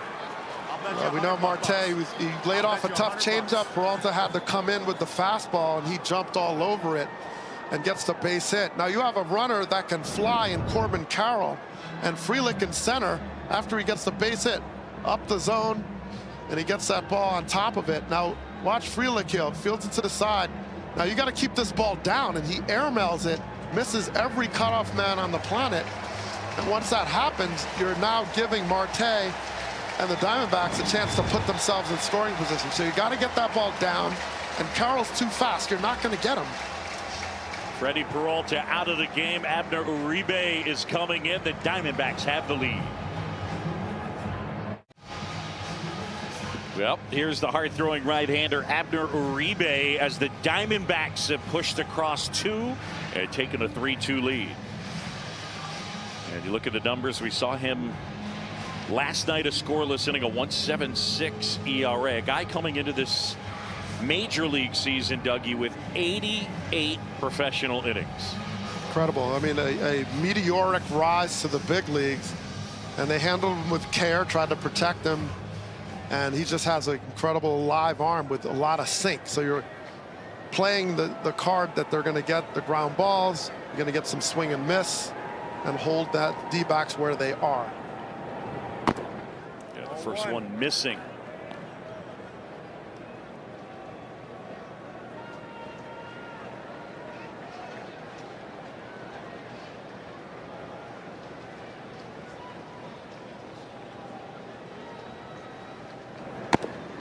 Next offering is in for a strike, and it's 1-1 to Pham. Tommy Pham 0 for 4 last night, 0 for 2 here so far in this one.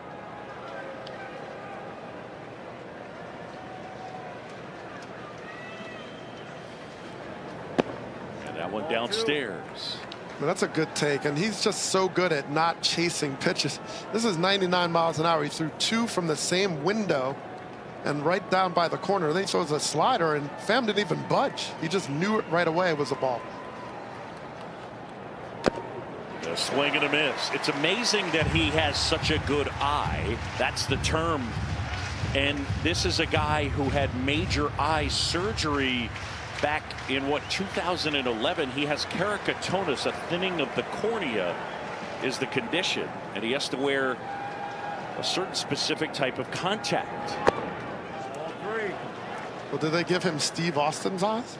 I don't think they did. I believe that the surgery, the process was to stop it from getting any worse. But then as far as going forward, he has these special contacts that he uses different for each eye. And that's a base hit into right field. Marte will be held up. Pham will take the turn, and they're at first and third. And still nobody out. So Tommy Pham with his first hit. Here you go. Thank you. Well, Pham is so good at staying back. And this is not easy. You're seeing a guy throw 100 miles an hour, and this is a good located slider. This is a good pitch. Pham is going that way the whole way. Look at his body. Everything is to right field. And that is just how Pham makes quick adjustments. He's like, all right, I'm not going to get caught up in the velocity. I'm just trying to be short to the ball. And he stays and gets just enough of it. And he knows the entire right side is open. So that's what his experience has done. And that's the hitter Pham has been throughout his career. All 4 hitters this inning reaching base on 2 strike counts. Walker at the plate. The big hit last night to blow it open. And a swing and a miss. Blow it open may not be the right way to put it, but kind of ice it away. It was a 4-3 game. They get a 2-run double, just missed getting out off the center field fence off Devin Williams. That made it 6-3. Yeah, that kind of ended things. Nobody out, first and third. The 0-1. With that power sink that Uribe is featuring, you know, they're also knowing that another advantage, if they get contact, it's most likely on the ground. So they're betting on this. Now they're not in at all. They're playing for that double play.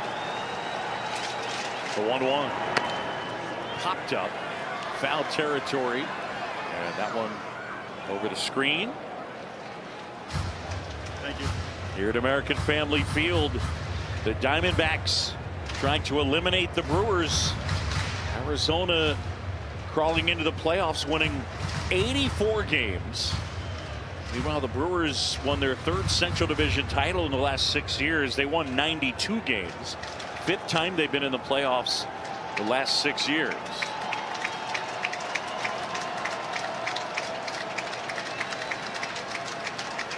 First and third, nobody out. Uribe, a 1-2. On the ground, third base, Donaldson, they're coming home. And Marte waving the runners. Donaldson chasing. Did they get the tag? Did they get, now they're saying he got the tag. That's third base umpire Chris Siegel. And Torey Lovullo saying. Yeah, there was a little delay in that call, so it made you think that he didn't get him. He didn't call it right away, so Marte's kind of pointing to it. Yeah, they're going to look at it.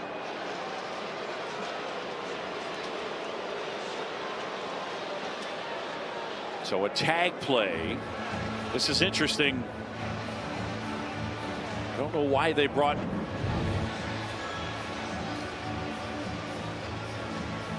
Yeah. Wow.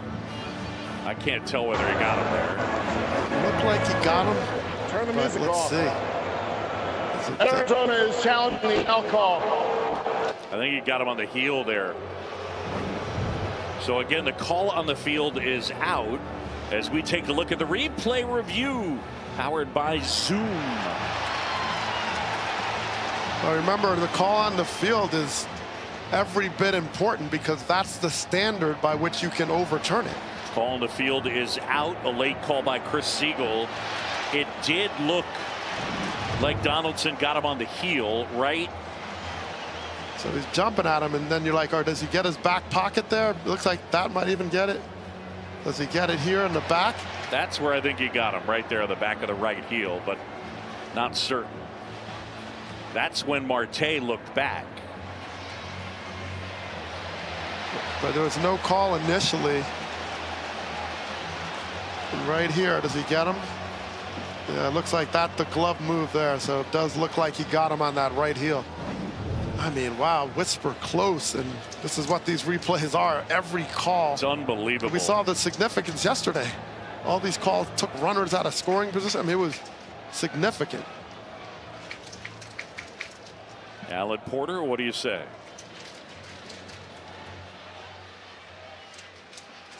After review, the call on the field is confirmed. The runner is out.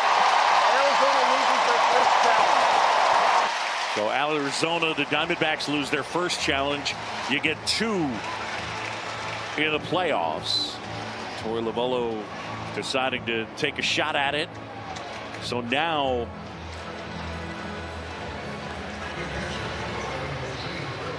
you get runners at first and second and 1 out. No. All right, let's give him Fielder's choice 5-2-5. And when they say confirm, that means it's an absolute, with absolute confidence. Stands sort of keeps it as sort of at bay. They're kind of a little less confident, but they have that middle ground. The guys in the replay room do a great job back there. It is a cool thing to see all the people it takes to make that place work. Ball 1. That one downstairs. And ball 1 to Jose Herrera, the backup catcher who was forced to come into the game due to the injury to Gabby Moreno.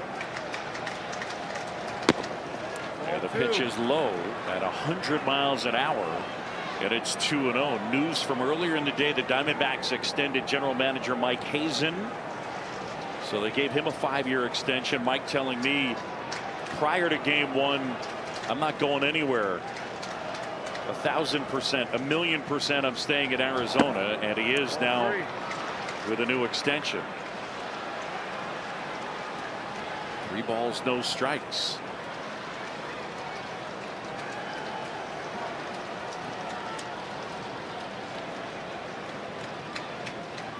Herrera back in with Pham at second, Walker at first. 1 out. Uribe fires. And now they're loaded up.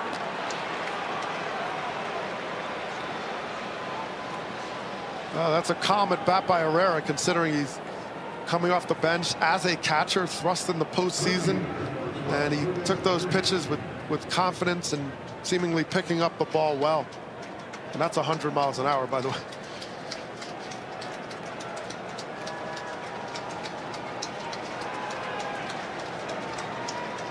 Here's Gurriel, bases loaded, and that's in for a strike.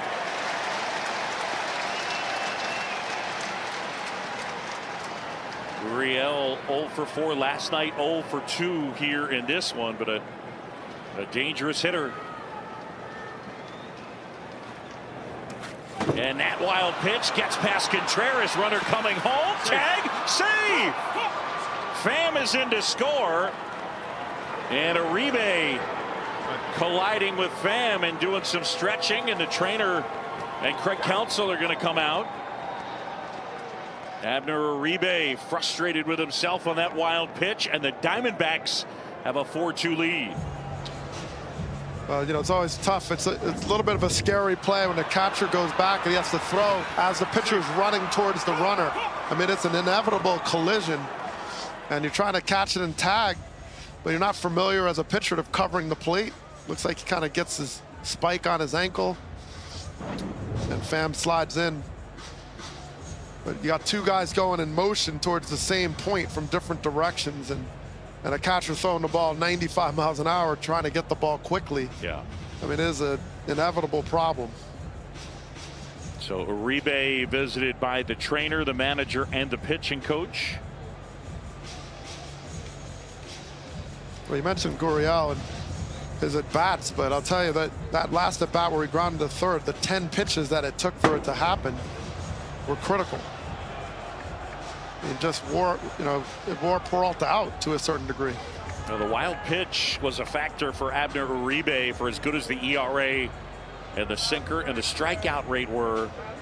6 wild pitches in 30 2/3 innings this year. So it's not a huge surprise. Carlos Santana, the veteran, over to try and calm the 23-year-old down. Well, if you're throwing 101 miles an hour and you're not within a certain window, nobody's catching that ball. I mean, it's just going to be by you. And that, there's an extra responsibility with that velocity to be able to be in the zone.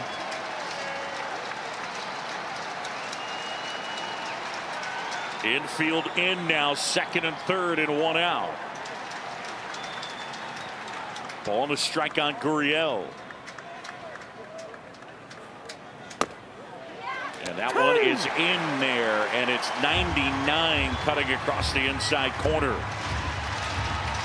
And the Brewers are playing infield in, and that's a hitter's dream. But can he get the elevation he's looking for from Gurriel? That one gets away briefly from Contreras.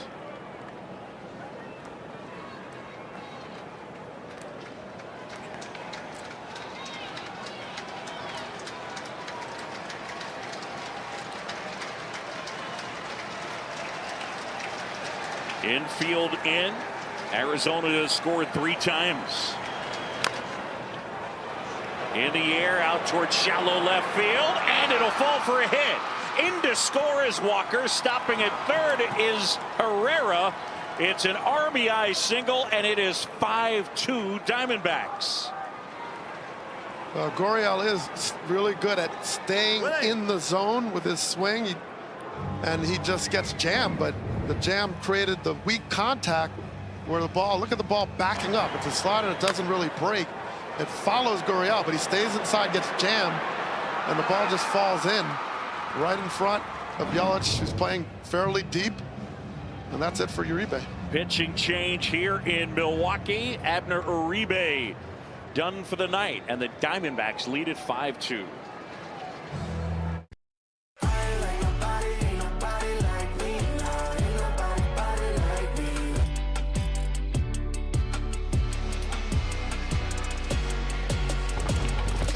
Welcome back. Let's take a look at tonight's game track. It's brought to you by Volvo and Arizona 5, Milwaukee 2. Same script as last night.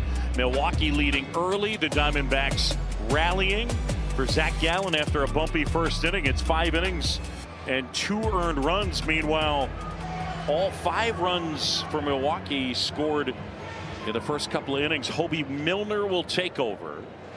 And the lefty facing Alec Thomas, who was homered in this one. And a breaking ball sweeps outside. And ball 1 to Thomas, who is 1 for 2.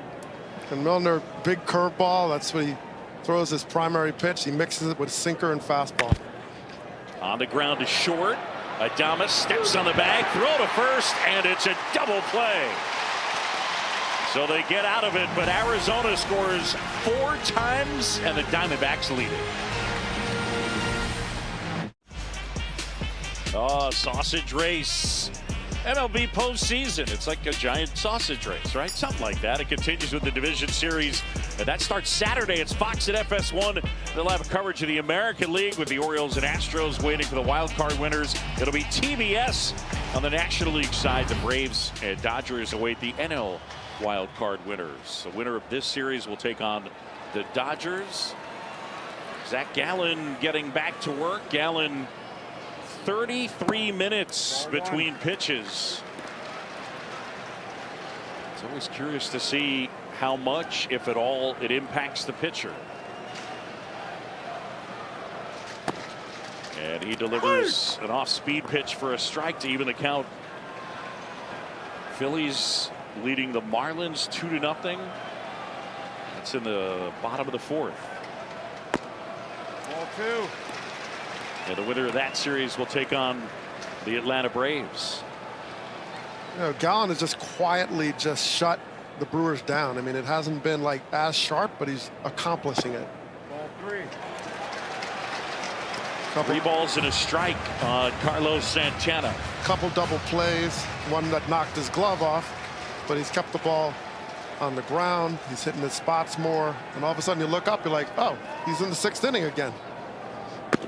Outside, ball 4. Santana takes his base. Let's send it back to the studio and Nicole Briscoe. We've had some 3rd inning activity in Philadelphia, starting with Kyle Schwarber, RBI double to right. Then Trey Turner singled. That added another one. We're in the bottom of the 4th right now. Phillies and Marlins. But Philly, after their win last night, they lead again 2-0, bottom of the 4th.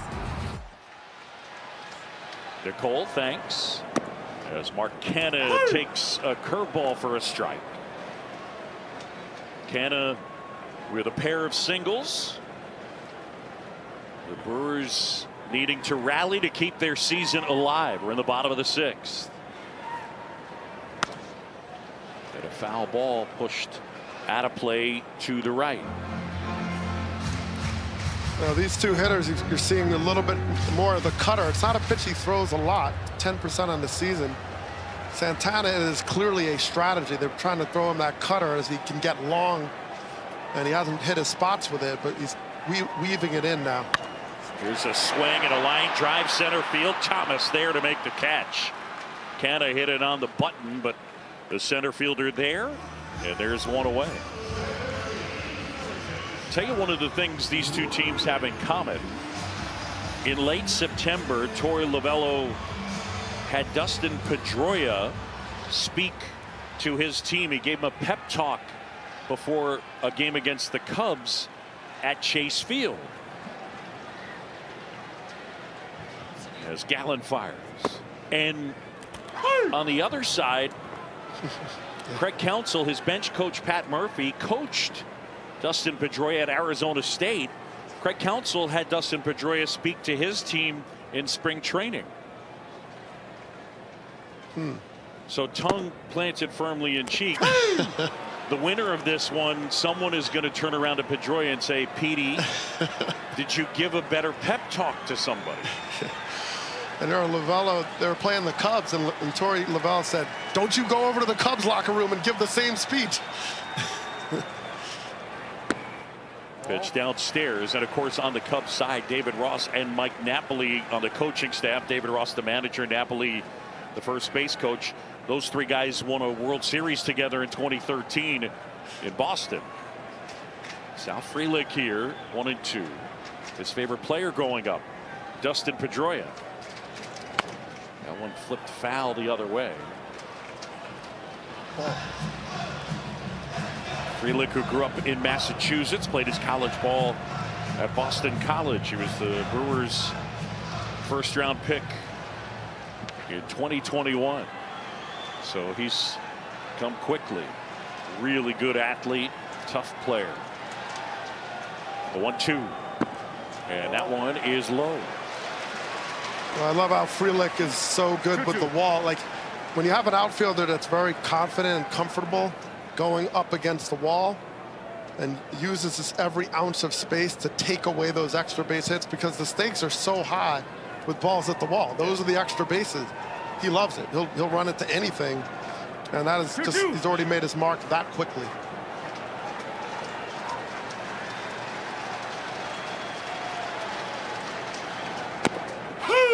That one in there, and Frelick is gone. 2 away with Santana at first. Back to the studio and Nicole Briscoe. Because we are adding more runs in Philly, this time in the 4th inning. JT Realmuto, 404 feet of we need a new baseball. Marlins need to find some runs. It's 3-0, bottom of the 4th.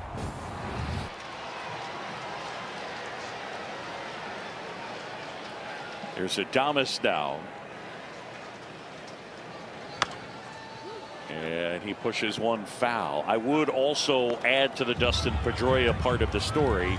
I tried to ask Petey, who are you rooting for?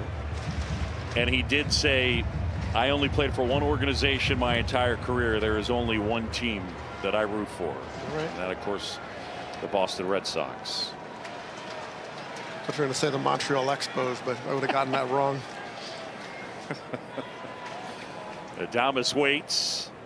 And a swing and a miss. I'll tell you what, Zach Gallen, after a rough first inning where he had to throw 32 pitches, gave up 2 runs, has settled in and delivered an ace-type performance. Adames is susceptible to the fastball. Hasn't hit the four-seamer well this season, so Gallen can just continue to go up the ladder. What's going on here? Time called. Well, they gave him a disengagement. They're stepping off.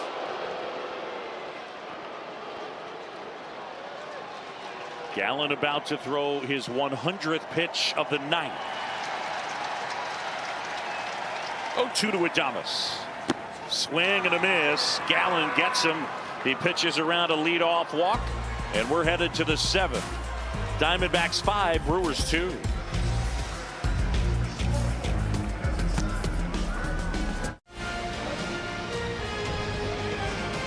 Cheeseheads in the house, National League Wild Card Series. It is game 2, and right now it is not thumbs up for the Brewers. 5-2 Arizona. And Hobie Milner delivers a strike to Evan Longoria. Longoria, then Perdomo, and then Carroll. 5 runs, 5 hits for Arizona. 2 runs, 5 hits for Milwaukee. That one hit in the air left field. Yelich.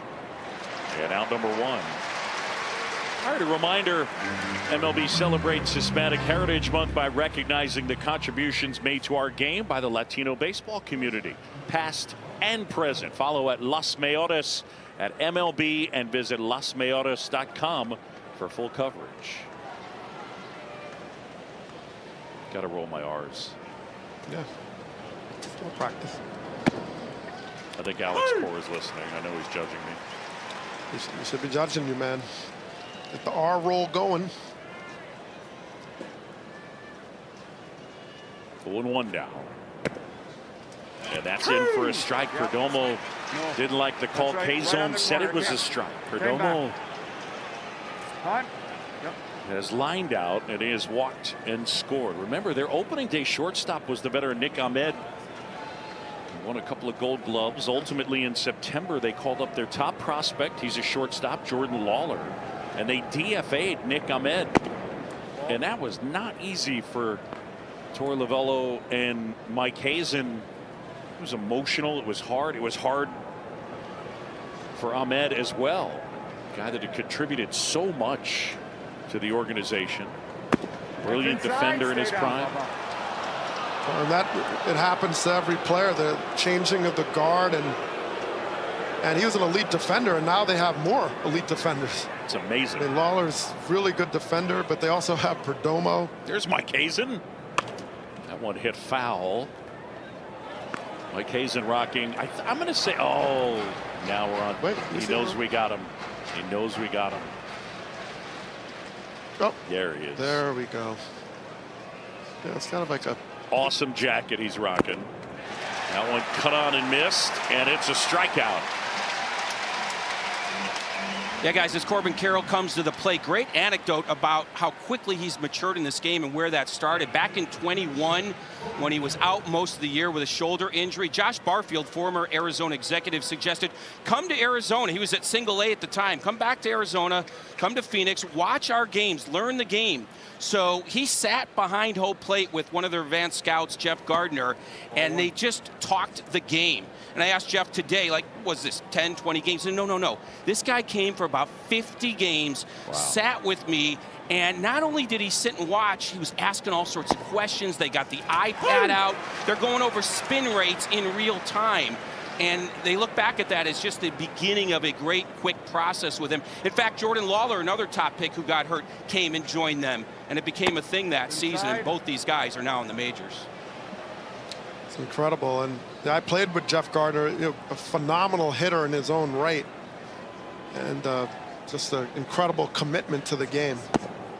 Breaking ball finds the mark, and now It's 2-2.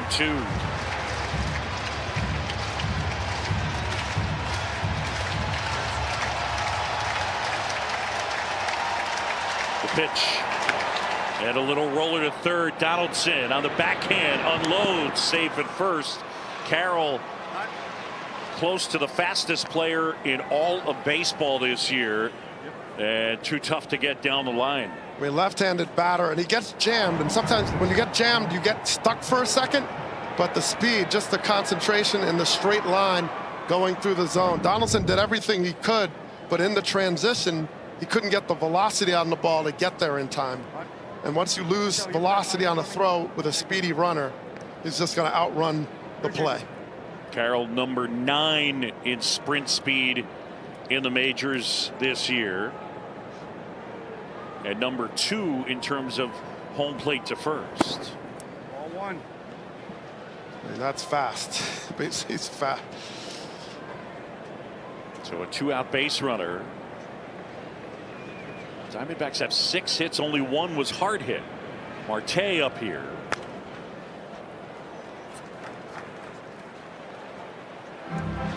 Ketel Marte, a walk, a strikeout, and a huge 2-run single.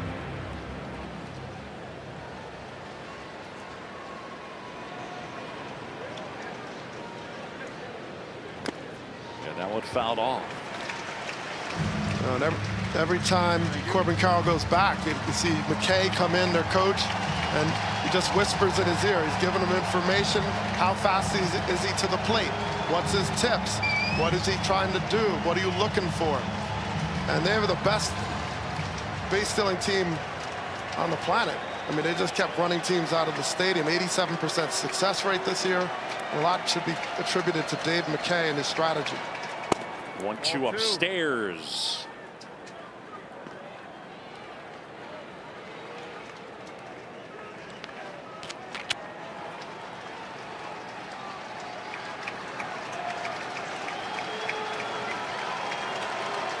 Carroll at first, 2-2 inside. K-Zone had it as a strike. Marte spinning out of there. That's a great pitch by Milner. I mean, he went down and away, turning it over, and then fires hard up and in. And when you're concentrating away as a hitter, that up and in is shocking. Check swing. Did he go? Yes, he did. Struck him out. Time to stretch in Milwaukee, and the Diamondbacks lead it. It is 5-2. Let's look at Zach Gallen and the adjustments he made in game. First inning was tough. A lot of hard hit balls, found holes, base hits. They were attacking the fastball, jumping on the slider. Everything he threw, elevated, was getting hit. And then he gets the break here, knocks it down, turns the double play on Frelick to move that inning on. And then the power, the location, down. Now he gets that slider down, and that's something that he needed to accomplish to get Adames. Pretty good effort by Zach Gallen after the rough first inning. He settled in. Ryan Thompson is out here. Ball 1. Yeah, the lanky right-hander misses inside. Ball 1 to Josh Donaldson. Diamondbacks lead at 5-2. And they're a win away from advancing to the NLDS. As that one lined and caught out of the air by Marte. Wow, a sizzler off the bat of Donaldson. Well, Donaldson's looked good, just is in more line drives, not as much in the air, but he's been right on time. And as a pitcher, your instincts are to catch the ball, but a lot of times your infielder is behind you up the middle. So you're always deciding if I don't want to reach out and deflect the ball, but I also have my reaction is just to kind of go get it. So that ball gets through and right to Marte. There's Jesse Winker. Thought there was a chance that Winker might end up being taken off the roster. He didn't look so great on that swing last night. Looked like the back was bothering him. That was something that has bothered him back and neck the last couple of years. And he was an interesting choice to even make this roster. They basically, Craig Counsell chose him over Rowdy Tellez. They chose his at-bats, and he's a guy that certainly has the ability to get on base. And that one bounced towards first. That's a fair ball. Walker is there, and it's out number 2. So this is what Thompson is more suited for, a little bit later inning, a little more higher leverage as he's established himself. You have a tall pitcher that starts on that third base side of the rubber. He angles his body off, starts closed, and he steps closed. Very hard to pick up as a right-handed batter because he hides the ball well, and he throws a nasty slider from that position. Thompson, who pitched an inning and 2/3 in the win yesterday, gave up a hit, a walk, and he struck out one. He was the beneficiary of the double play that this guy hit into. Bases loaded and 1 out. And Tyrone Taylor was the guy that hit the laser that Evan Longoria was able to snag, ranging to his left and in the air, and turn it into 2. And again, that was in the game in the 5th inning last night. What a play by Evan Longoria. Just spectacular. One of 3 really fine defensive plays. And a swing and a miss. Thompson gets him 1, 2, 3. The Diamondbacks bullpen continues to be sensational.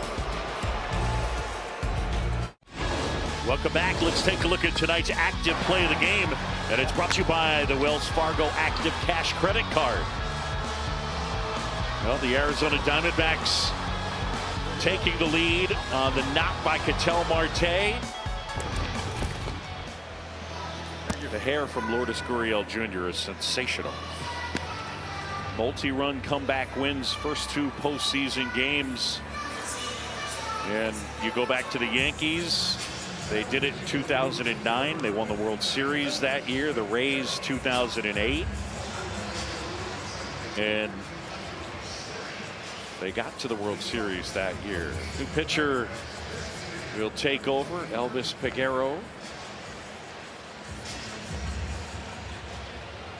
And as well, a new second baseman, Andrew Monasterio, will take over. The numbers on Peguero solid this year. The Brewers bullpen excellent this season.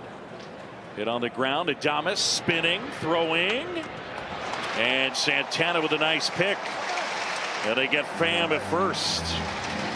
When you talk about when someone has a clock in his head, Adames knew if he's going to get rid of it quickly, he didn't have to have the velocity. He just wanted the accuracy. Quick spin just gets rid of it and just lets Santana do the rest. And Adames has just continued to impress. High up on the charts and outs above average and all the defensive metrics. He's had a great year at shortstop. And now it's Walker. Yeah, only Dansby Swanson registered more outs above average at shortstop. Swanson, the likely Gold Glove winner in the National League, I think. But Adames should be a finalist. Oh, no doubt. Fouled off. What's impressive about him, too, is that he's able to go side to side. He's strong in both directions. He's strong up the middle. He's strong in the hole. And his new partner, Monasterio, coming into the mix. 0-2 now. Walker waiting. And a pitch. Ball 1. Walker has popped out foul fly to left. Grounded into a fielder's choice and scored. Had 3 hits last night. The 1-2. Down and in. We documented this guy's story last night. Played his college ball at South Carolina. 4th round pick by the Orioles. Really didn't get a ton of playing time from 14 through 18. He got 99 big league plate appearances cumulatively. And a swing and a miss. He's down on strikes. And despite the strikeout, he's had back-to-back 30 homer seasons, and he's probably the best defensive first baseman going right now. Well, a reminder to wear what the players are wearing on the field during the postseason. Check out the largest selection of authentic jerseys, caps, t-shirts, and more. Root on your favorite team at MLBshop.com. There's Jose Herrera. And the first one to him misses down and in. Dougie, what's up? It's interesting to look at Herrera here and then speculate whether there's a game 3 or whether they move on in the next series and the status of Gabby Moreno. I mean, it's huge. I mean, Moreno was and is so important to what this team brings. I mean, the defensive shutdown and just a young player that's just so confident and comfortable and has a plan. He's taken on a leadership role in such a short period of time. So they're going to miss him, you know, any amount of time he's not in there. And he took the bulk of the starting job towards the end. He played every day from the catcher position, just no days off. They were just better with him in there, and he took that on. He just played every day, put his head down, still got big hits. So it's going to be a huge adjustment if they don't have Moreno going forward. That's inside. Pitch off the inside edge. Here in the late stages, 8th inning, 2 outs, base is empty. And the Diamondbacks leading the Brewers 5-2. Herrera 0 for 1 with a walk. The pitch on the ground, Monasterio. Just inside. And 1, 2, 3 go the Diamondbacks. We'll go to the bottom of the 8th. Milwaukee trailing 5-2.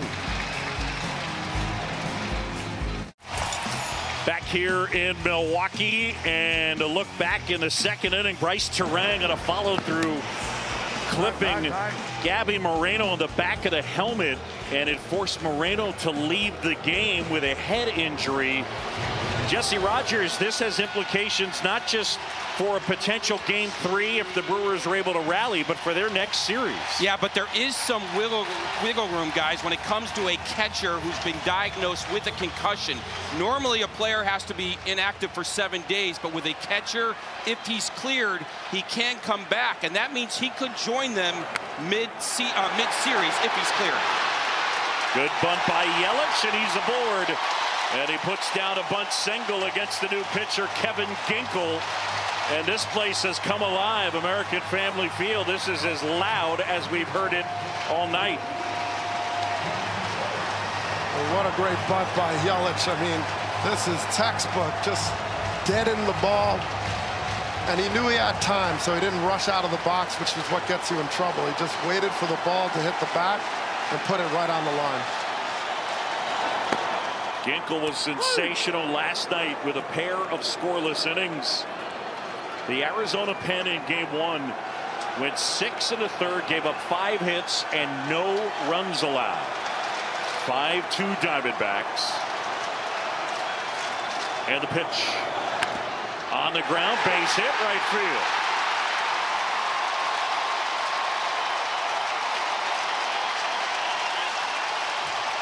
Contreras does a great job. He just stays back, and he's very good at doing that. He will let the ball get deep and can use the entire field. So this ball's caught a little bit more of the zone, but it is a little bit away. And Contreras just puts the bat and barrel to the ball, finds the contact and the gigantic hole on the right side. Brent Strom out of the dugout, and it's a visit to the mound. American Family Field, just about everybody on their feet. And the veteran pitching coach brings them all together.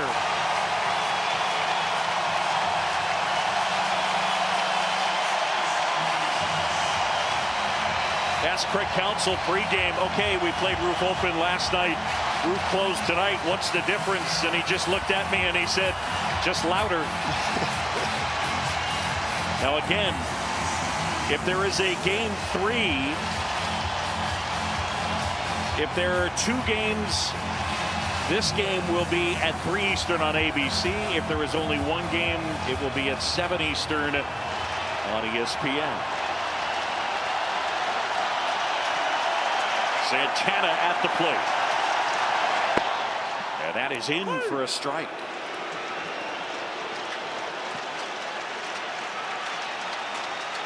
Carlos Santana, a walk, a single, and another walk. 5-2 Diamondbacks, but there are 2 aboard.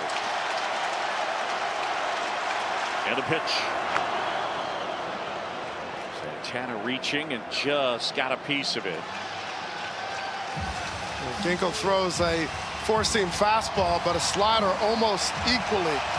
Kind of a two-pitch pitcher. He will sink the ball, which is a modification off the fastball. And he keeps the ball in the ballpark, which is something the D-backs are hoping will remain the case. 0-2 now. Yelich at second, Contreras at first. And Santana pushes a foul out of play. The lefty Andrew Saalfrank is up in the Arizona bullpen. Well, on the season, Ginkel threw 65 in the third innings, only gave up 3 home runs. And he can get that ball on the ground as well. A swing and a miss, and Santana is down on strikes. Huge punch out for Ginkel, and that quiets the crowd. Yeah, this is a great sequence by Ginkel. He's working down, and then the four-seamer for the attack up in the zone. I mean, this is north-south at its best. He's going down, changing speeds. He's got the slider, he sinks it, and then he elevates for velocity and impact, and perfectly located. Canna at the plate. And a first pitch strike. 97 dotting the outside corner. Canna with a pair of hits. Andy's line to center.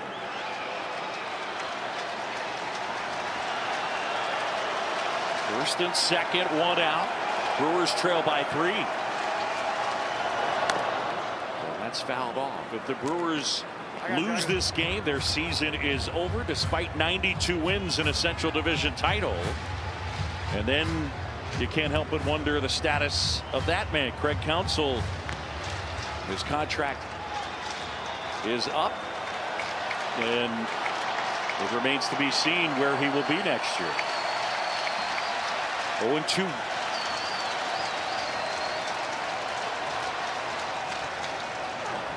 And that is in the dirt. One other note on Craig Counsell to make it clear. The Brewers do want him back, and he's a guy that is tied to this community.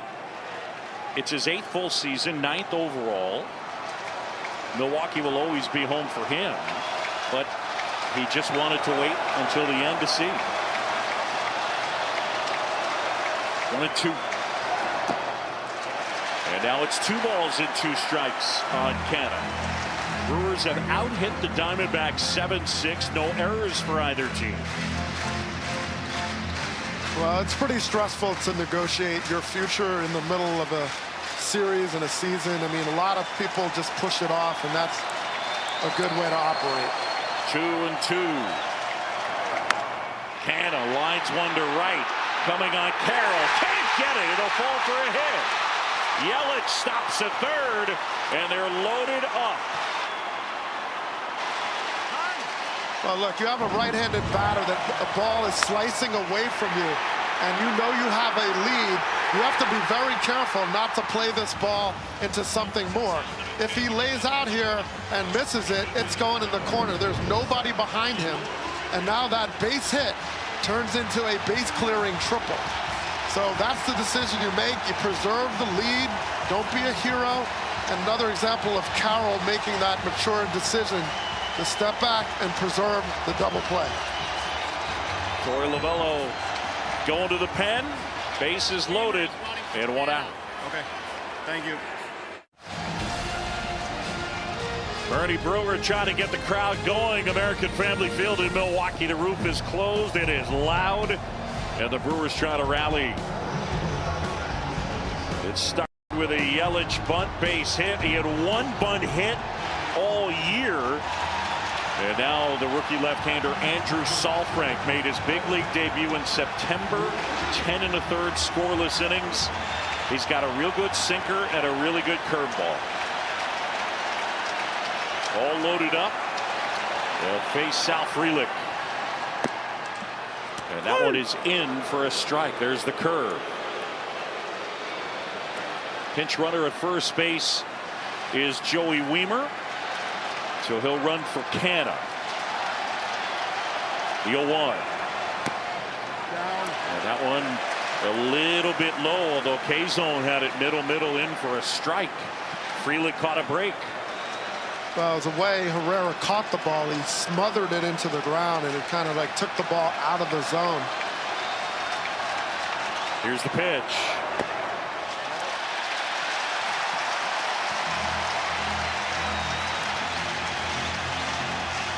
Two balls and a strike. Andrew Saalfrank, the 26-year-old left-hander, pitched his college ball at Indiana. He was a 6th-round pick in 2019 by the D-backs. The 2-1. Fouled off the plate. And now the count is 2-2. Sal Frelick, a sac fly that produced the first run of the game back in the first. He hit an absolute bullet back to the mound in the third, and to Zach Gallen's credit, he took a 102.3-mile-an-hour liner, knocked it down and turned it into a 1-6-3 inning-ending double play. And then Frelick struck out in the 6th. Bases loaded, 1 out. Brewers down 3. Ground ball back to the mound. Flip to the plate for 1, and that's all they get. But Saalfrank heads up, and they force out Yelich at the plate, and it stays 5-2, and now there are 2 outs. Well, and that's a tough decision to make in the moment, because you're saying, well, do I try to get the double play? I mean, Frelick runs pretty well, and once he committed, he knew, okay, well, I got to get home and not try to overplay it. So he sort of made that quick decision. At least, if nothing else, he cut down the run from scoring. And now Willy Adames. Swing and a ground ball up the middle. Glove by Marte. There he steps on the bag. And Andrew Saalfrank, in his postseason debut, gets out of the jam, and it stays a 3-run Diamondback lead. Welcome back. The MLB postseason continues. The division series starts Saturday. Fox and FS1 will cover the American League. The Orioles and Astros waiting for the wild card winners, and TBS will have the National League. The Braves and Dodgers awaiting the NL wild card winners. And we've got ourselves winners on the AL side, as the Rangers and the Twins both advancing. New pitcher will be Trevor McGill. And a swing and a miss. And a pitch that tied up Gurriel. That one had 100. Well, that would tie a lot of people up. I think it tied me up in my sleep half of my career. And McGill also has a big curveball to go with it, so you're trying to cover a lot of ground. A hard fastball up and the curveball that can dive down.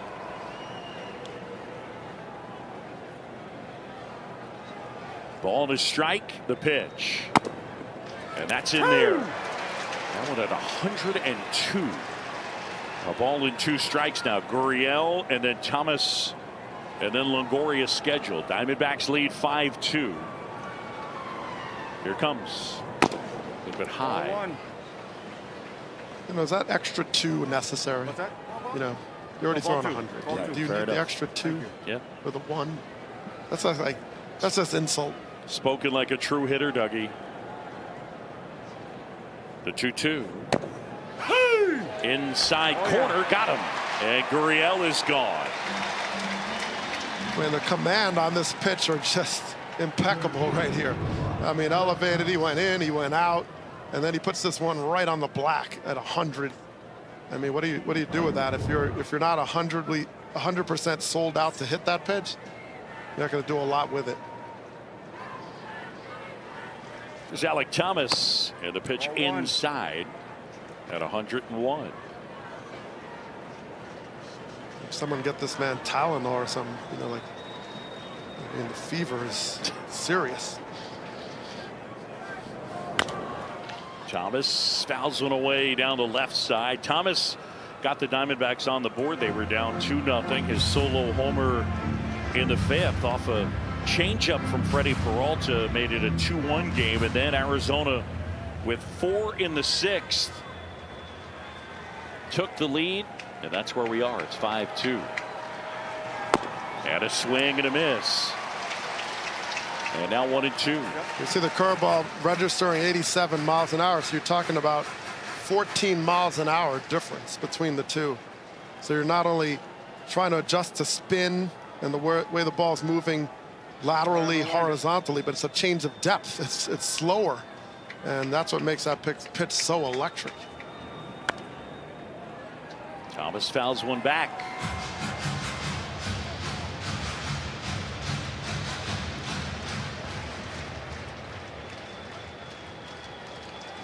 Here you go.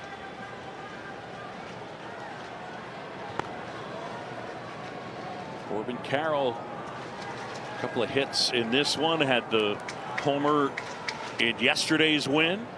His Diamondbacks ahead right now 5-2. Swing and a miss, and McGill gets Thomas back-to-back strikeouts. I mean, straight over the top, just flame throwing out there. And it is just four seam. I mean, that's as straight as it gets. I mean, you see the rotation, but with that velocity behind it and good location, if you don't square it up, you're going to miss it. Here's Longoria, and he fouls one off. Evan Longoria getting to start at third base. He had not started back-to-back games at third base since June 29th and June 30th. But he starts the first two games of this wild card series, and he's made an impact. Did with the glove in the game last night. He'll turn 38 on Saturday.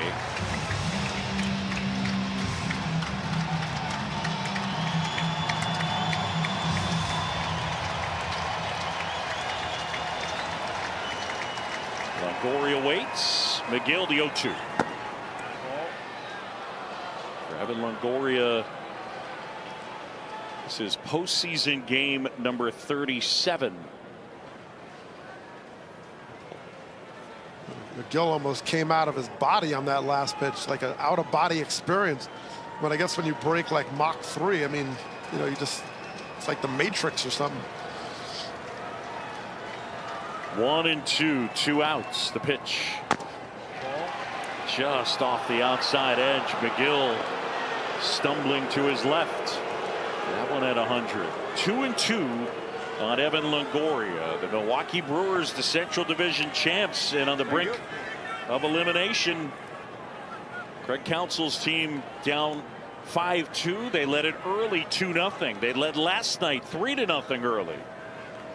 But the story has been the Diamondbacks' ability to come back and their bullpen. A check swing and a ball in the dirt, and he went. It's a strikeout. McGill strikes out the side. Will go to the bottom of the ninth. Last chance for Milwaukee. Yep, the Arizona Diamondbacks odds to make the postseason. People didn't like their chances early on. They got off to a great start, 52-39 into the break. They lost 9 in a row. That losing streak ended August 11th, and at that point they had a 13.4% chance of making the playoffs, but they found their way in. And the story in these two games, the bullpen, 9 pitchers used and 8 1/3 scoreless innings so far. Paul Sewald will take over and try and close it out and punch their ticket for the division series and a date with the Dodgers. Yeah, there's a strike to Josh Donaldson, new third baseman, as Emmanuel Rivera will take over. Torey Lovullo saying he likely would do that late. And again, 37 years old, Evan Longoria, not used to playing in the field back-to-back games. And Rivera is a really good defender. Inside, and that hit him. And Donaldson will take his base.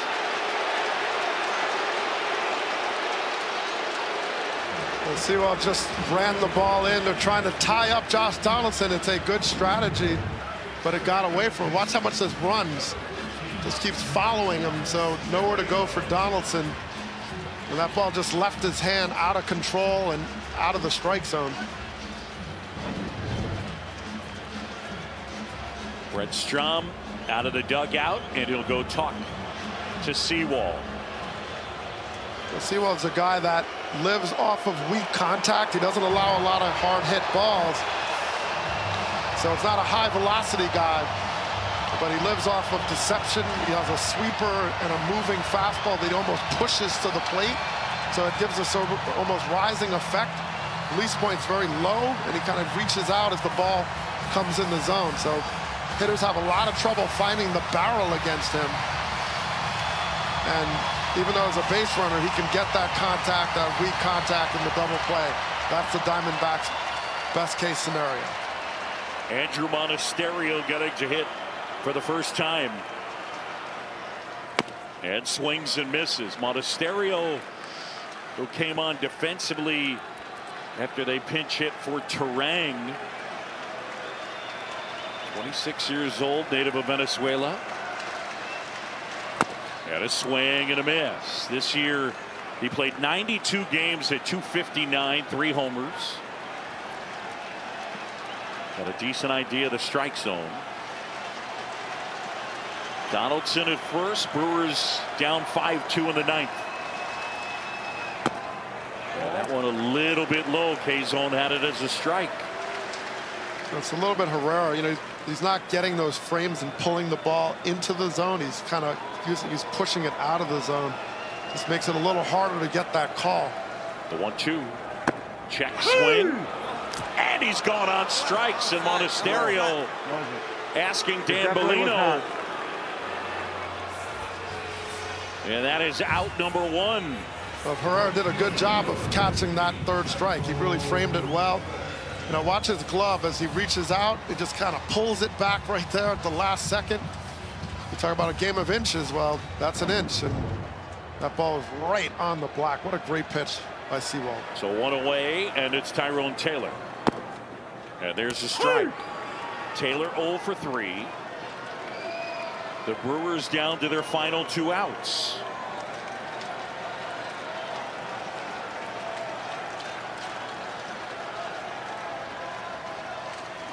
Right-hander fires. And that one fouled away off to the right. These two teams very well matched, very athletic, very good defensively. And in this head-to-head matchup, the Diamondbacks bullpen has been sensational. There's a liner off the glove of the shortstop Perdomo. Throw to second and they get the out there. Wow. Perdomo lunging, couldn't come up with it. Marte was clapping, saying, come on, we got him at second, and they did.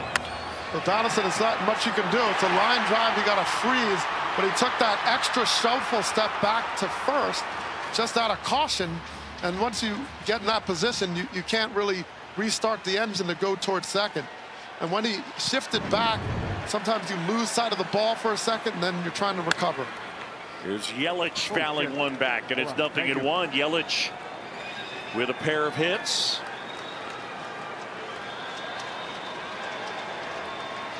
Brewers down to their final out. 0-1 on the leadoff man. Rivera in on the grass at third. The 0-1. And that one a foul ball at the plate. And now 0-2. That one redirected and hit Herrera. That's one of many reasons I decided to retire from catching when I was 13. 13? Yeah, somewhere around there. Okay.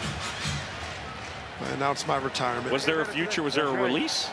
Press release? It should have been. I don't. As many times as I threw the ball into center field. 0-2. Yelich waits. The pitch. Line drive left field. Gurriel gets turned around. It's over his head and it's off the base of the wall. Yelich into second. Taylor will stop at third, and the Brewers are still alive. Oh, nice piece of hitting by Yelich. You know, he's shown a lot of power this year to the opposite field. He's got quite a few home runs, more than he had in his big MVP season. The opposite field, he's just short and compact, but still a lot of power behind it. Gets the line drive. I mean, this ball, it's a long ways to left field. Gets the middle of the wall. Second and third. Contreras at the plate. He's the tying run. Sewald fires. Swing and a miss. Contreras, big time power. He's 1 for 4 in this game. 17 homers.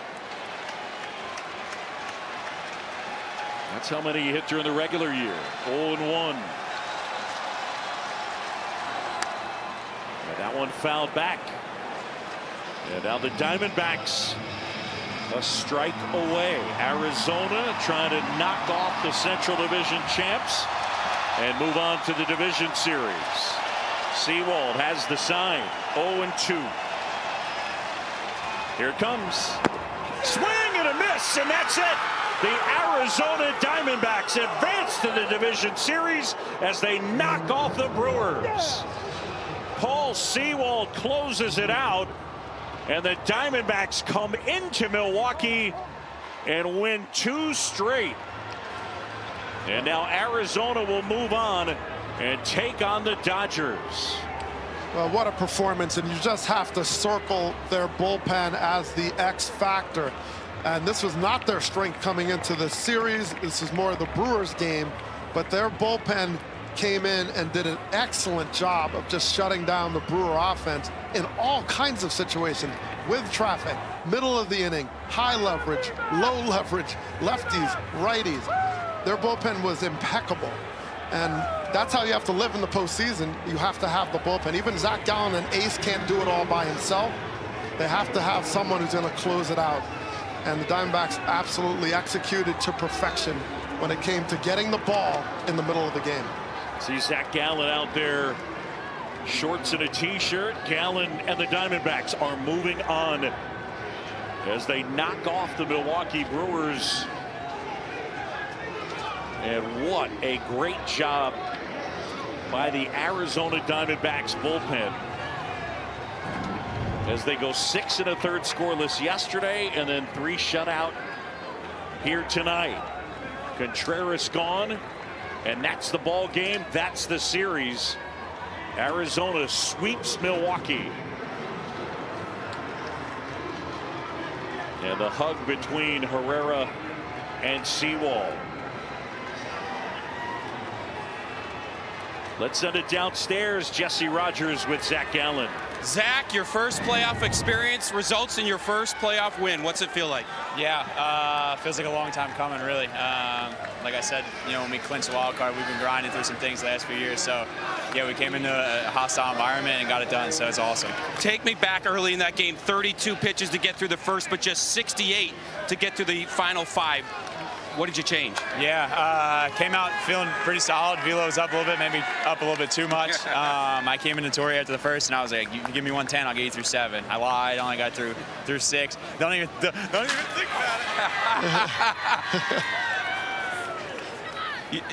That's how I know you're a 5-year veteran. They missed you. Oh yeah, I saw that coming from mine. They got me earlier, but yeah, I just tried to do my job. I know we spent a lot of the bullpen last night, so I just had to get us through at least 6. Let's go back to that big inning on offense. That dugout got excited in there.